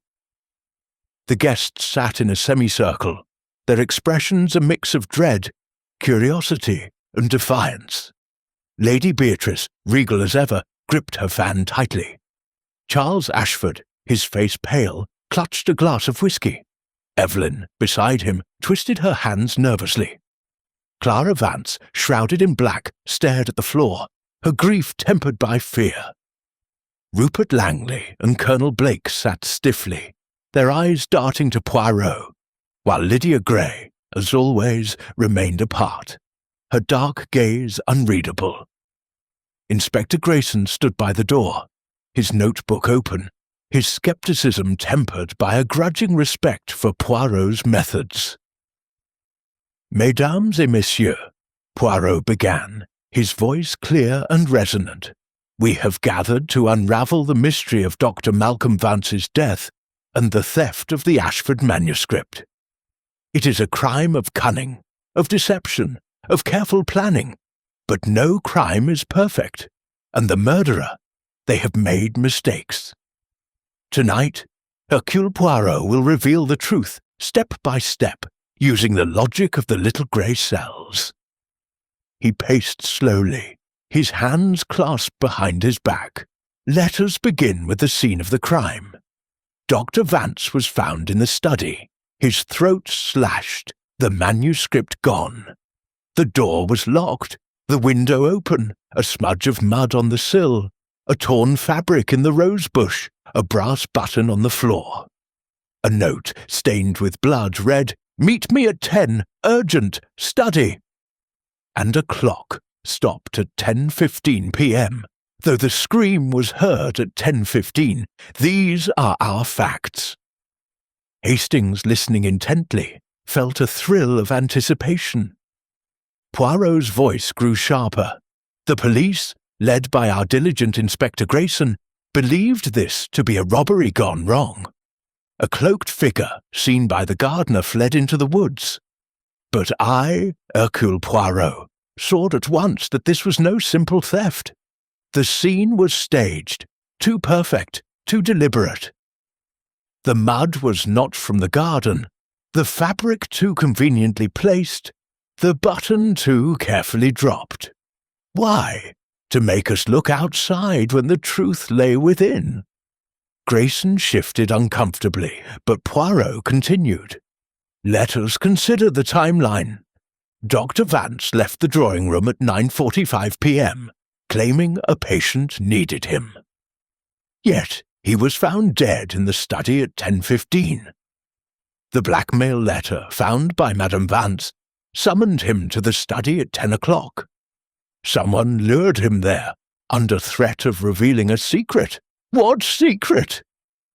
Poirot's gaze settled on Clara Vance, who flinched but remained silent. Madame, you told us your husband was in debt, desperate, and perhaps involved with the manuscript. This is true, oui, but it is not the whole truth.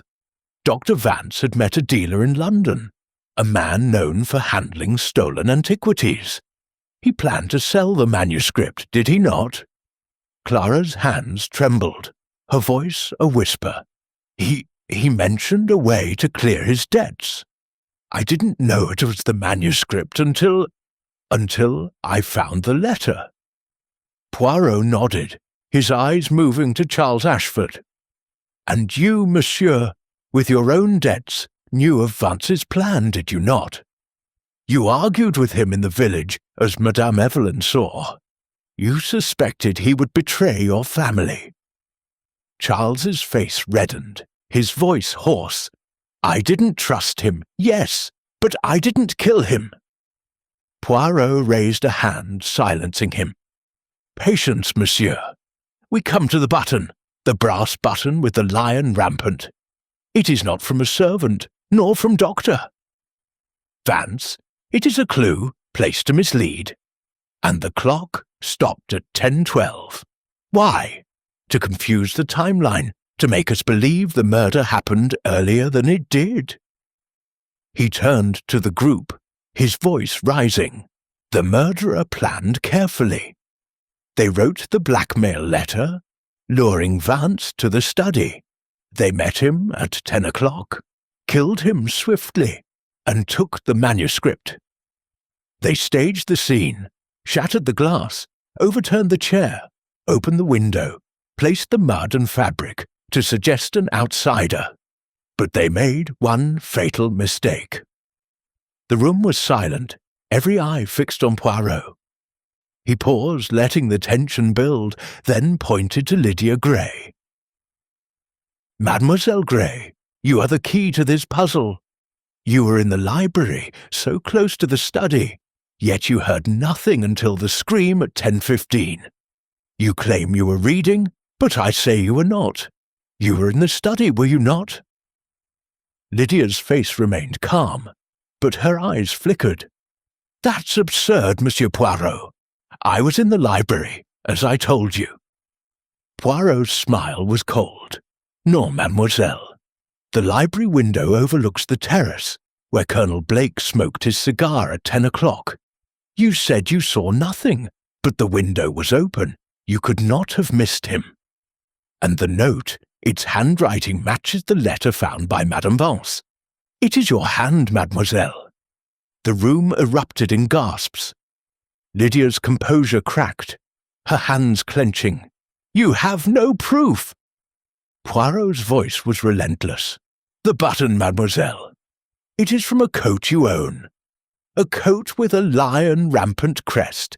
A gift for your guardian, Monsieur Langley, who facilitated the manuscript's purchase. You knew its value. its questionable provenance. You saw Dr. Vance's desperation and used it.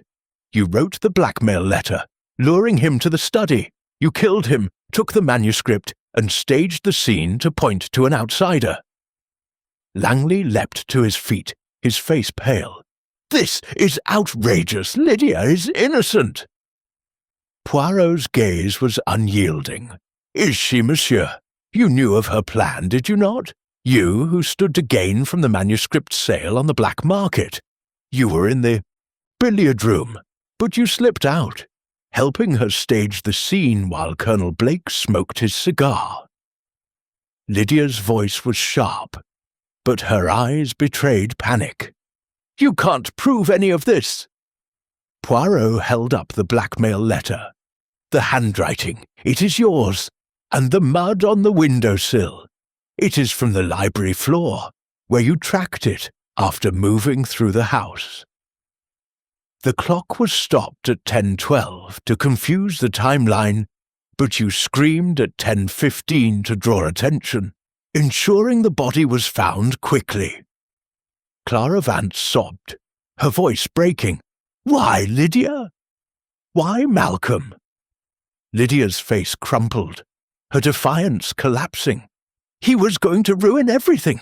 He planned to sell the manuscript and expose its origins. I couldn't let him destroy us. Poirot's voice softened, but his eyes remained hard. You killed him, mademoiselle, and with Monsieur Longley's help, you hid the manuscript, planning to sell it later. But Hercule Poirot sees all. Inspector Grayson stepped forward, his face grim. That's enough, Poirot. Miss Gray, you're under arrest. As Lydia was led away, Langley following in stunned silence, the room fell quiet.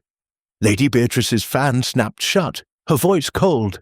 Monsieur Poirot, you have brought order to our chaos, but at what cost?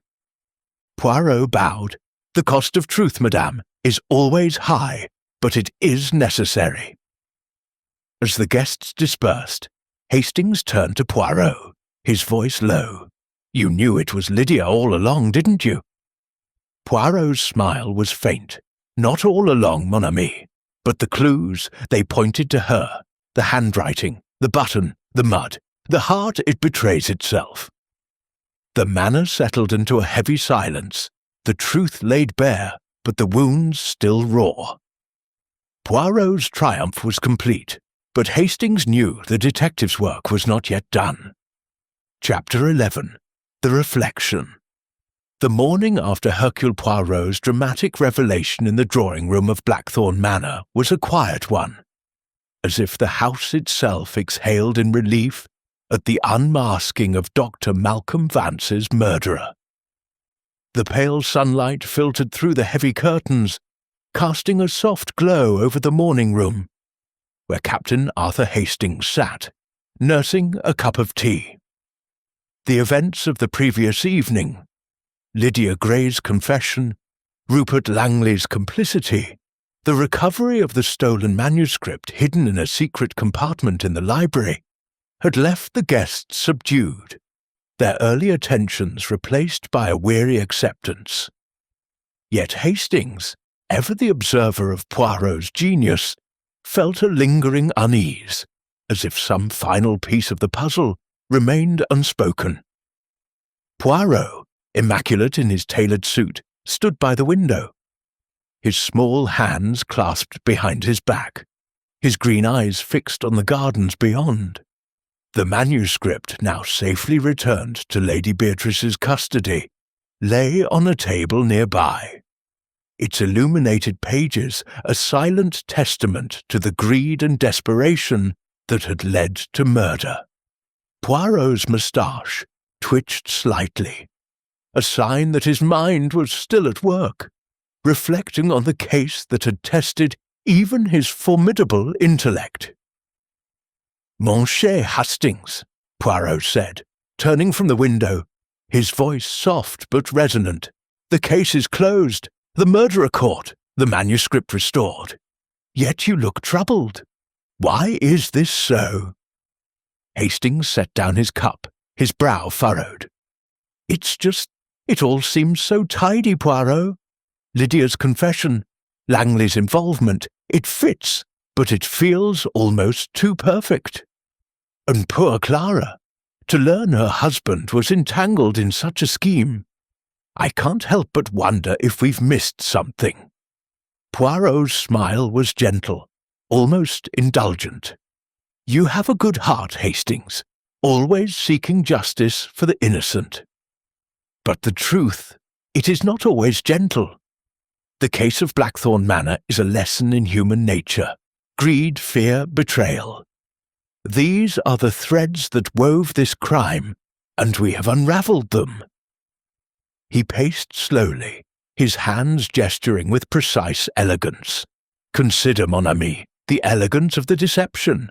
Mademoiselle Gray, so young, so composed, yet with a heart cold enough to kill. She saw Doctor. Vance's desperation, his plan to sell the manuscript, and she used it to her advantage. The blackmail letter, written in her hand, was her weapon, luring him to the study. Monsieur Langley, her guardian, was her accomplice, driven by his own greed for the manuscript's value on the black market. Together they staged the scene, the open window, the mud, the fabric, the button, to point to an outsider. Hastings nodded, his mind retracing the clues. The button, that was the key, wasn't it? You knew it was Lydia's because of the lion rampant crest. Oui, Poirot said, his eyes gleaming. The button, it was her mistake. She wore the coat that night, perhaps to disguise herself as the cloaked figure the gardener saw. But, in her haste, she lost the button, and it betrayed her. The mud, too, was from the library floor, not the garden, a detail only Hercule Poirot would notice. Hastings leaned forward, his curiosity piqued, and the clock stopped at 10:12? That was deliberate, to confuse the timeline. Exactement, Poirot said. Lydia stopped the clock to suggest the murder happened earlier, giving her time to stage a scene and scream at 10:15, drawing the others to the study. It was a clever trick, but not clever enough. The door opened, and Lady Beatrice entered, her silver hair impeccable, her expression a mix of gratitude and exhaustion. Monsieur Poirot, she said, her voice steady, you have restored order to our house. The manuscript is safe, and justice will be done. But I confess, I feel the weight of this tragedy. Dr. Vance was a friend, and to think he was involved in such a scheme. Poirot bowed, his manner courteous but firm. Madame, the human heart is a complex thing. Dr. Vance, he was driven by debt, by desperation. He sought to betray your trust, but he did not deserve death. Mademoiselle Gray and Monsieur Langley, they chose a darker path. Lady Beatrice nodded, her eyes distant. And Clara? She is broken by this. Will she recover? Poirot's gaze softened. Madame Vance, she carries the burden of her husband's secrets, but she is strong. Time, it will heal, though the scars remain. As Lady Beatrice left, Hastings turned to Poirot. What about Charles and Evelyn? Their alibis held, but Charles's debts, could he have been involved? Poirot shook his head. No, Hastings. Charles, he is a man of weakness, but not of murder. His debts made him a suspect, but his alibi with Madame Evelyn is solid. They were together, as they said, consumed by their own troubles. And Colonel Blake, Hastings pressed. His cigar on the terrace, was he truly unaware? Poirot's smile was enigmatic. The Colonel, he is loud but not observant. He saw nothing because there was nothing to see. The cloaked figure was a fiction, a shadow cast by Lydia to mislead. Hastings sighed, his mind settling. You saw through it all, Poirot. The lies, the staged clues, it's remarkable. Poirot's expression grew reflective. It is not remarkable, mon ami. It is method. The little grey cells, they observe, they analyse, they connect. The truth, it cannot hide from Hercule Poirot. He paused, his gaze distant. But there is a lesson here, Hastings.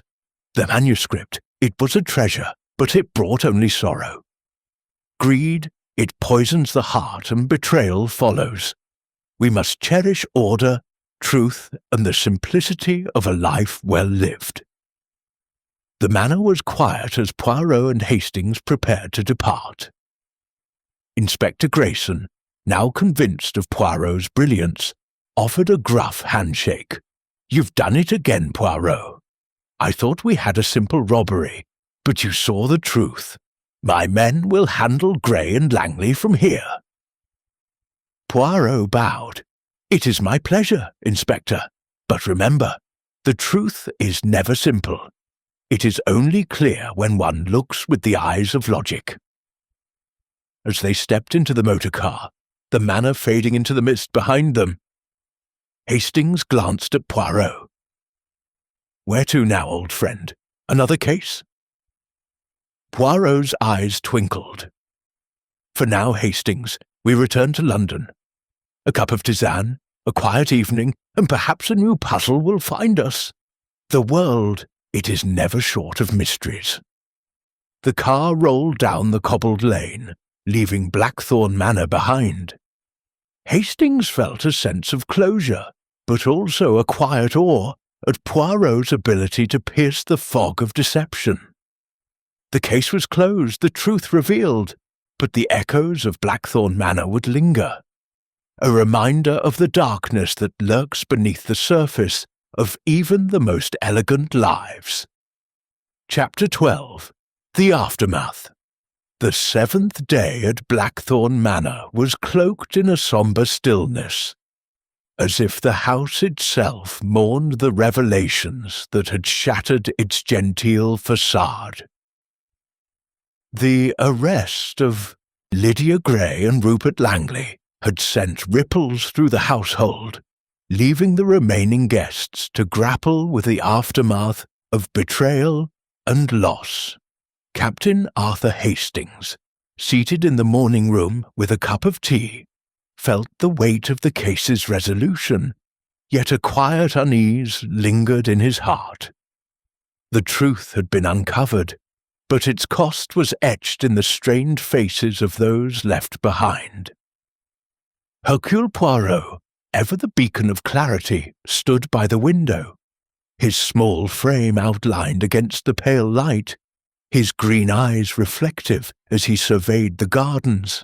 "Mon cher Hastings," Poirot said, his voice soft but steady, "the puzzle is solved, the guilty apprehended, yet you seem troubled. Is it not enough that Hercule Poirot has brought order to this chaos?" Hastings set down his cup, his brow furrowed. "It's not that, Poirot. You were brilliant as always. But Clara Vance, she's lost her husband, and now she knows he was entangled in something sordid. And Lady Beatrice, Charles, Evelyn, they're all shaken. It feels like the truth has left more wounds than it healed." Poirot's moustache twitched with a faint melancholy smile. "The truth, Hastings, is a sharp blade. It cuts through deception, but it leaves scars. Yet without it, we are lost in a fog of lies. Come, let us walk the grounds and reflect on what we have learned." The two men stepped into the crisp morning air, the gravel crunching beneath their feet as they wandered through the manor's gardens. The roses, still blooming despite the autumn chill, seemed a stark contrast to the turmoil within the house. Poirot paused by the rose bush where the torn fabric had been found, his gloved fingers brushing the thorns lightly. "This bush," he said, "it played its part in the deception. The fabric, so carefully placed, was meant to lead us astray. But the truth, it always finds a way. Hastings nodded, his thoughts turning to Lydia Gray. She was so young, Poirot, so composed, I never would have suspected her. Youth, mon ami, does not preclude cunning, Poirot replied. Mademoiselle Gray was driven by ambition, by a desire to escape her station. The manuscript with its promise of wealth was her temptation, and Dr. Vance's desperation was her opportunity. Monsieur Langley, her guardian, was complicit, blinded by his own greed. Together they wove a web of deceit, but they could not account for the precision of Hercule Poirot. They continued their walk, passing the terrace where Colonel Blake had smoked his cigar, oblivious to the drama unfolding nearby. Hastings glanced at the study window, now closed, its frame a silent witness to the crime. "The stopped clock," he said. "That was the key, wasn't it?" "You knew it was deliberate." "Oui," Poirot said, his eyes gleaming. The clock, stopped at 10:12, was a lie within a lie. It suggested the murder occurred earlier, giving Lydia time to stage the scene and scream at 10:15. But the little grey cells, they saw the discrepancy and questioned it. As they returned to the manor, they found Lady Beatrice in the hall, overseeing the preparations for their departure. Her silver hair was impeccable, but her eyes held a weariness that betrayed her strength. "Monsieur Poirot," she said, her voice steady but tinged with sorrow, "you have done us a great service, but at a cost. The manuscript is safe, but our trust is broken. How do we move forward?" Poirot bowed, his manner courteous but firm. "Madam, trust, like a fine porcelain, is fragile, but it can be mended with time. You are a woman of strength, and your family will endure. But guard your treasures, both material and human, with greater care." Lady Beatrice nodded, a flicker of gratitude in her eyes. "You have my thanks, Monsieur Poirot, and you, Captain Hastings. Blackthorn Manor will not forget you." Inside, the guests were scattered, each grappling with the aftermath in their own way. Charles Ashford, sober for the first time in days, sat in the library, staring at a portrait of his father, his face etched with regret. Evelyn, beside him, whispered words of comfort, her own fears subdued by the need to support her husband. Clara Vance, still in mourning, had retired to her room, her grief a private burden. Colonel Blake, ever the soldier, busied himself with packing, his loud voice muted by the weight of events. Hastings, watching the scene, turned to Poirot. "What about the others? Will they be all right?" Poirot's gaze was thoughtful. "They will heal, Hastings, as people do. Charles will face his debts, Evelyn her fears, and Clara her loss. The Colonel, he will return to his stories, and the manor will regain its peace. But they will carry this moment with them, a reminder of the fragility of trust." As they prepared to leave, Inspector Grayson approached, his gruff demeanour softened by respect. "Poirot, I'll admit I doubted you. Thought you were chasing shadows with your buttons and clocks. But you saw what we missed. The manuscript's back, and Gray and Langley will face justice." Poirot inclined his head. "It is the work of method, Inspector. The clues, they speak, but only to those who listen. You are a man of action, and I, a man of thought. Together, we have prevailed." The motor car awaited them at the manor's entrance, its engine humming softly. As they climbed in, Hastings glanced back at Blackthorn Manor, its Gothic spires stark against the sky. "It's a beautiful place, Poirot, but it's seen too much darkness." Poirot's voice was soft, almost philosophical. "Beauty and darkness, Hastings, they are often entwined. It is the task of men like us to bring light where shadows fall. The car rolled down the cobbled lane, the manor fading into the distance. Hastings leaned back, his mind replaying the case. The scream, the blood, the lies, and Poirot's relentless pursuit of truth. The wounds of Blackthorn, manor would heal, but the memory of this mystery and the genius of Hercule Poirot would linger long after the fog had lifted. Chapter 13. The Unseen Threads. The 8th day at Blackthorn Manor carried a fragile sense of resolution, as if the house, battered by the storm of betrayal and murder, was beginning to reclaim its dignity. The morning sun pierced the lingering mist, casting long rays across the polished floors and illuminating the sombre faces of the remaining guests. Captain Arthur Hastings, seated in the library with a newspaper he could not focus on, felt the echoes of the case reverberating through his thoughts. Lydia Gray and Rupert Langley were in custody, the manuscript restored. And yet a quiet unease gnawed at him, as if some unseen threads of the mystery remained untied. Hercule Poirot, ever the master of detail, stood by a bookshelf, his small hands tracing the spines of ancient volumes, his green eyes alight with a contemplative spark. "Mon cher Hastings," Poirot said, turning from the books, his voice a blend of calm and curiosity, "you are restless, no? The case is closed, the guilty apprehended, yet you sense something amiss. Tell me, what troubles you?" Hastings folded the newspaper, his brow creased. "I don't know, Poirot. You solved it, brilliantly, as always. Lydia and Langley, the blackmail, the staged clues, it all fits. But I keep thinking about Clara Vance.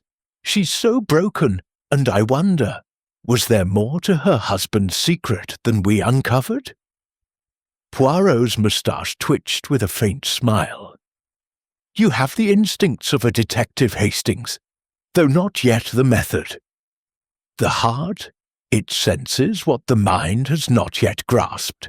Come, let us explore these unseen threads, for even in a solved case, there are lessons to be learned." The morning found Poirot and Hastings in the manor's conservatory, a glass-walled haven filled with the scent of blooming orchids and damp earth.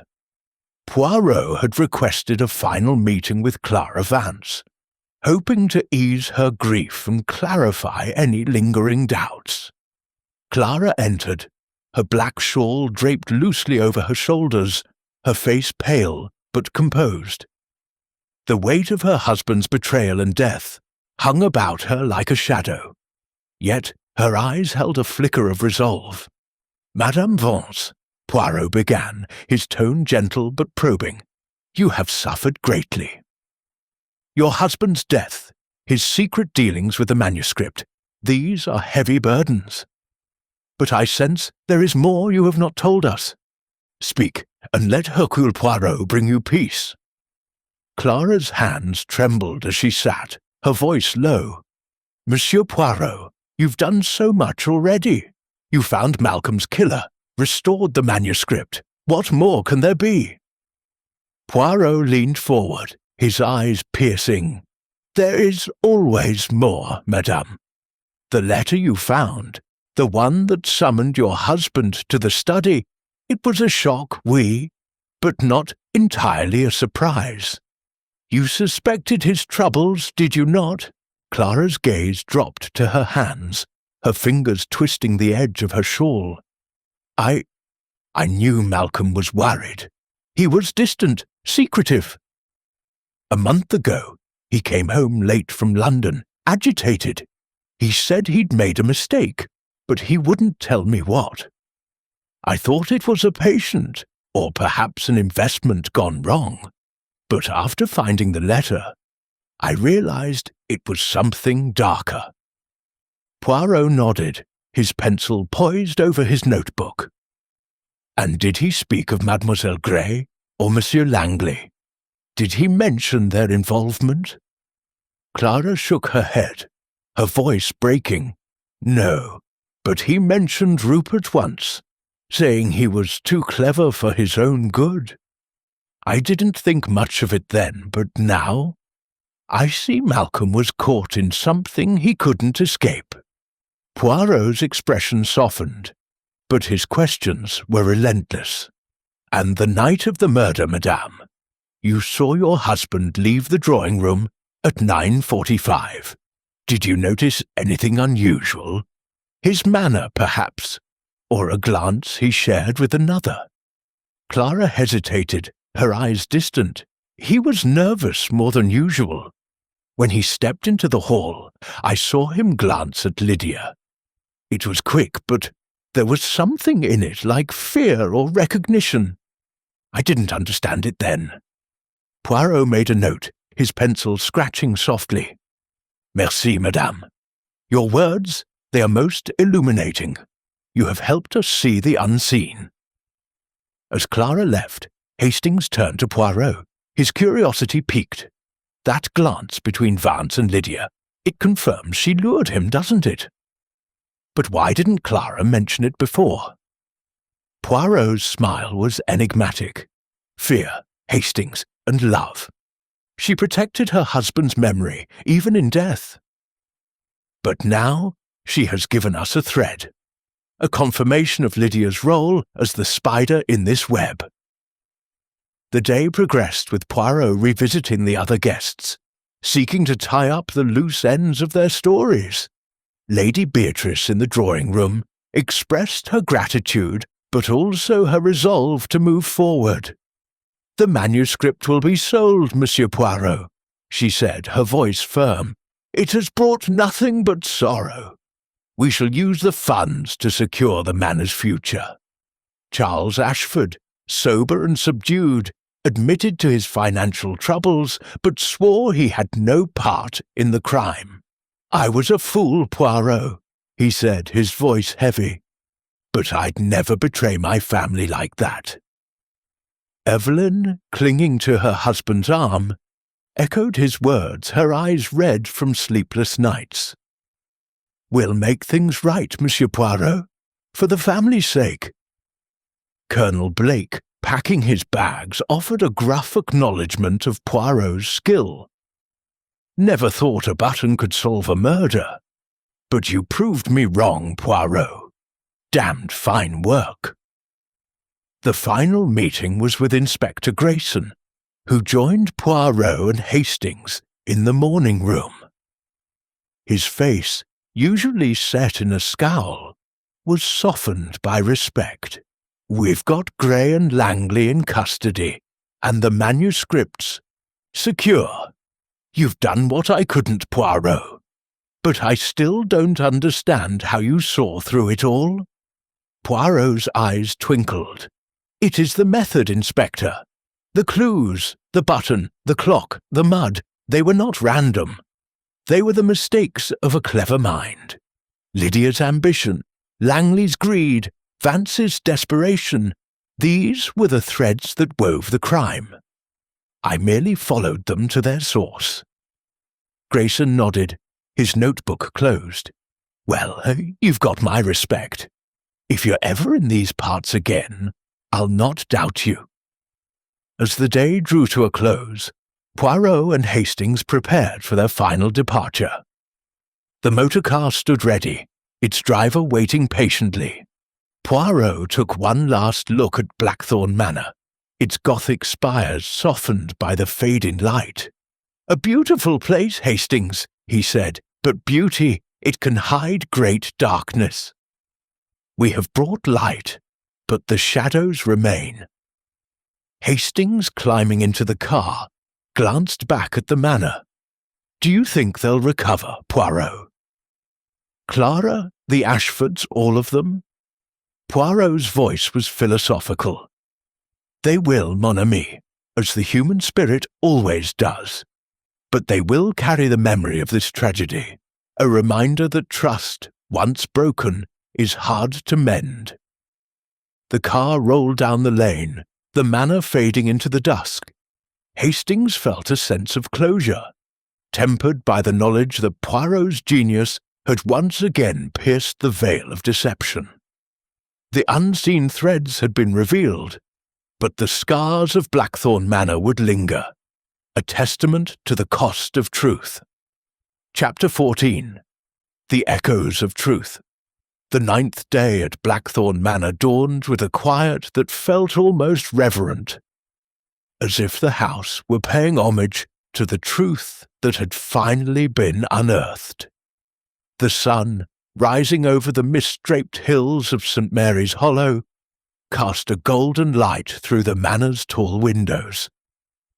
Illuminating the polished wood and faded tapestries, Captain Arthur Hastings, standing in the hall with his suitcase packed, felt a complex mix of relief and melancholy. The murder of Dr. Malcolm Vance, the theft of the priceless manuscript, and the unmasking of Lydia Gray and Rupert Langley as the culprits had brought closure.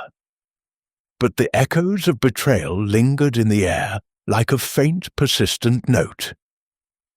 Hercule Poirot, his small frame impeccable in a neatly pressed suit, stood by the grand staircase, his green eyes scanning the hall with a quiet satisfaction. His work was done, the puzzle solved, yet Hastings knew his friend's mind was never truly at rest. Poirot's little grey cells, having unravelled the intricate web of deceit, were now reflecting on the deeper truths of human nature that the case had revealed. "Mon cher Hastings," Poirot said, adjusting his hat with a precise flick, "you are ready to leave this place, oui? Yet I sense you carry its weight with you. Tell me, what lingers in your thoughts?" Hastings sighed, setting his suitcase down. "It's just the cost of it all, Poirot. Clara's grief, the Ashfords' shaken trust, the manor's tarnished peace. You solved the case, but it feels like the wounds are still raw. I wonder if they'll ever heal completely." Poirot's moustache twitched with a gentle smile. "The wounds of truth, Hastings, they heal slowly, but they heal stronger. Blackthorn Manor has faced its darkness, and now it may find its light. Come, let us take a final turn through the house before we depart." They walked through the grand rooms, their footsteps echoing in the quiet. In the drawing room, where Poirot had delivered his dramatic revelation, the chairs were still arranged in a semicircle, as if awaiting another gathering. The fireplace, now cold, bore the memory of tense evenings and whispered secrets. Poirot paused by the piano, his fingers brushing the keys lightly, producing a soft, melancholic note. "This room," he said, "it was the stage for our denouement. Here we saw the masks fall, Lydia's defiance, Langley's complicity, Clara's grief. It is a reminder, Hastings, that truth, though painful, is the only path to justice." They moved to the library, where the manuscript had been found hidden in a secret compartment behind a row of books. The room, with its scent of leather and old paper, felt like a sanctuary, yet it had been the heart of the deception. Poirot's eyes lingered on the shelves, his voice reflective. The manuscript, it was the catalyst, no? A treasure that tempted greed and betrayal. Yet it was also the key to our solution, for it led us to Mademoiselle Gray's ambition and Monsieur Langley's avarice. Hastings nodded, his thoughts turning to Clara Vance. Poor Clara! To lose her husband and then learn he was entangled in such a scheme. It's a heavy burden. Poirot's gaze softened. "Oui, Hastings. Madame Vance carries a double sorrow, loss and betrayal, but she is resilient. She will find her way, as the strong always do." Their walk led them to the conservatory, where Clara had revealed the blackmail letter that had set the trap for her husband. The orchids, vibrant despite the autumn chill, seemed a quiet defiance against the manor's recent darkness. As if summoned by their thoughts, Clara appeared at the door, her black shawl replaced by a grey one, a small sign of her moving forward. Her face was pale, but her eyes held a new determination. "Monsieur Poirot, Captain Hastings," she said, her voice steady. "I wanted to thank you before you leave. You've given me answers, even if they're painful. I can begin to rebuild now." Poirot bowed, his manner courteous. "Madame, your strength is an inspiration. The truth, it is a heavy gift, but it sets you free. If ever you need Hercule Poirot, you know where to find him." Clara managed a faint smile. "I hope I never need to, but I'll remember your kindness." As they left the conservatory, they encountered Lady Beatrice in the hall, overseeing the staff as they prepared for the manor's return to normalcy. Her silver hair gleamed, but her eyes carried the weight of recent events. "Monsieur Poirot," she said, "you have restored our family's honour, but I confess, I feel its fragility. We will sell the manuscript, as I said, and focus on what truly matters, our bonds, our future." Poirot inclined his head. "A wise decision, madame. Treasures of gold and vellum fade, but family endures. Guard it well." Charles and Evelyn, passing through the hall, offered subdued farewells. Charles, his face marked by sobriety, shook Poirot's hand. "You've given us a chance to start over, Poirot. I won't waste it." Evelyn, her eyes soft, added, "Thank you for seeing the truth when we couldn't." Colonel Blake, his bags already loaded into a car, gave a hearty salute. "Damned fine work, Poirot. Never thought a button could unravel a murder, but you've proved me wrong." The final farewell came from Inspector Grayson, who met them at the manor's entrance. His gruff demeanour was tempered by admiration. "Poirot, I'll be telling this story for years. You saw what we missed. The button, the clock, the mud. You've earned a rest." Poirot's smile was enigmatic. "Rest, Inspector. For Hercule Poirot, the mind never rests, but I thank you for your cooperation." As the motor car pulled away, Blackthorn Manor receded into the distance, its spires softened by the morning light. Hastings leaned back, his thoughts a mix of awe and reflection. "You did it again, Poirot. You saw the unseen, tied up the threads. But I can't help feeling there's always more beneath the surface." Poirot's eyes twinkled. "Always, Hastings. The human heart is a labyrinth, and each case reveals but a part of it. We have brought light to Blackthorn Manor, but the echoes of truth will resonate long after we are gone." The car rolled through the cobbled lanes of St. Mary's Hollow, leaving behind a manor forever changed. Hastings, watching the countryside unfold, felt the weight of the case lift, replaced by a quiet pride in his friend's brilliance. The echoes of truth had sounded, and Blackthorn Manor, scarred but enduring, would carry them into its future. Chapter 15. The Departure. The 10th and final day at Blackthorn Manor was bathed in a soft golden light.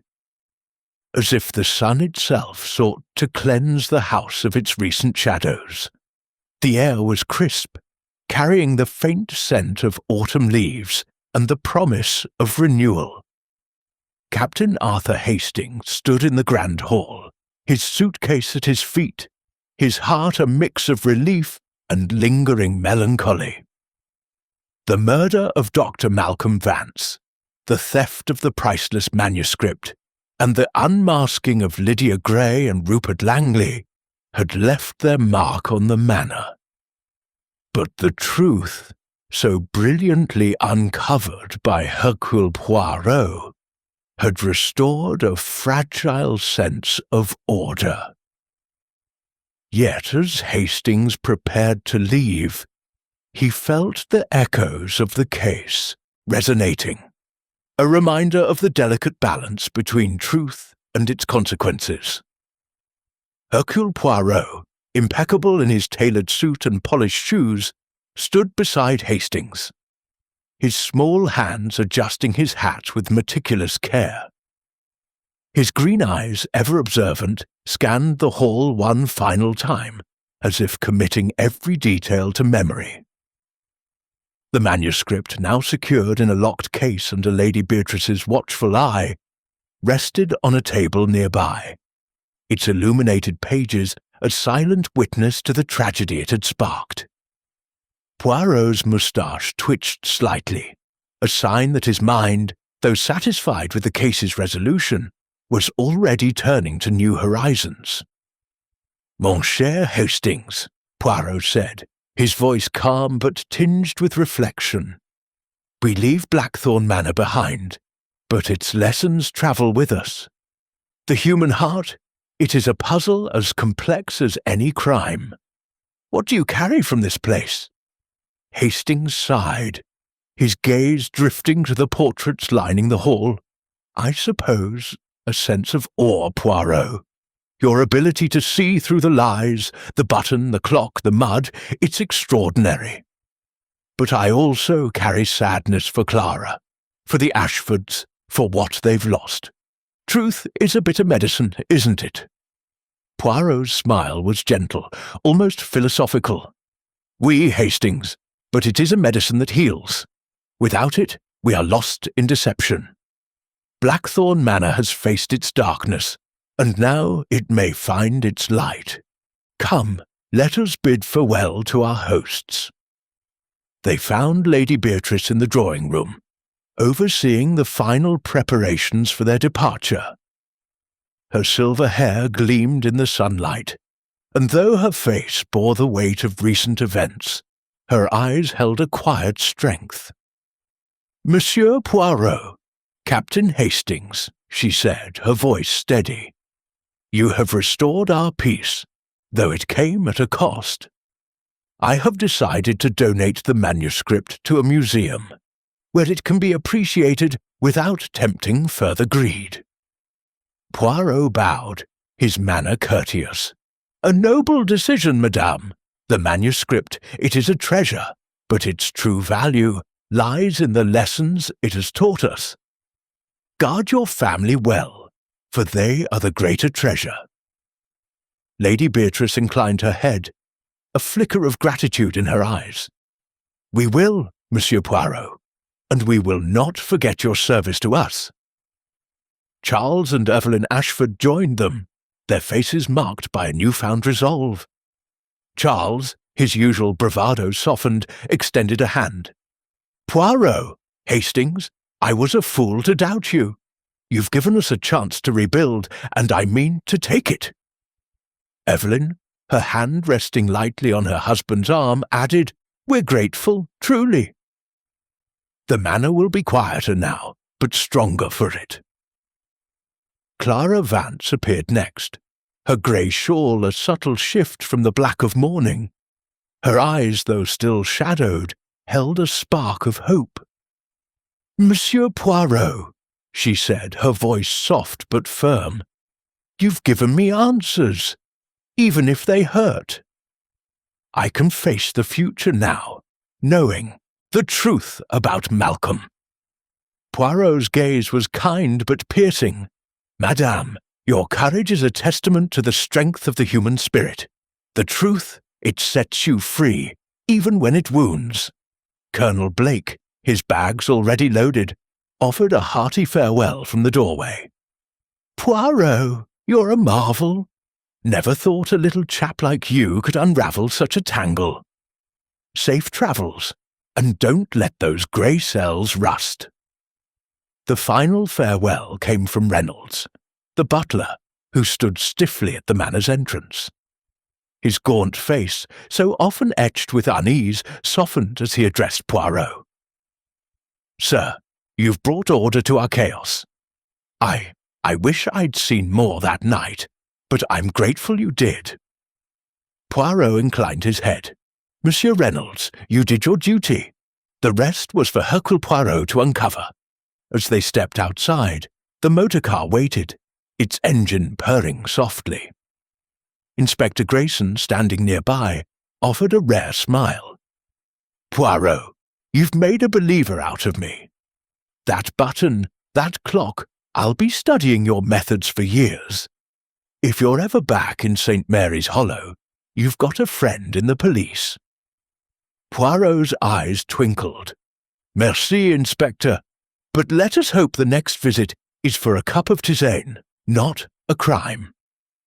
As the car pulled away, Blackthorn Manor receded into the distance, its Gothic spires softened by the golden light. Hastings leaned back, his thoughts a tapestry of the case's twists and turns, the scream, the blood, the lies, and Poirot's relentless pursuit of truth. "You did it again, Poirot," he said, his voice tinged with admiration. "You saw what no one else could.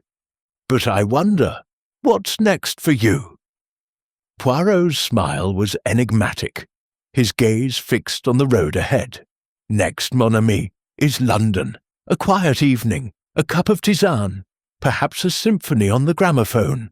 But the world, it is full of mysteries, and Hercule Poirot will be ready when they call."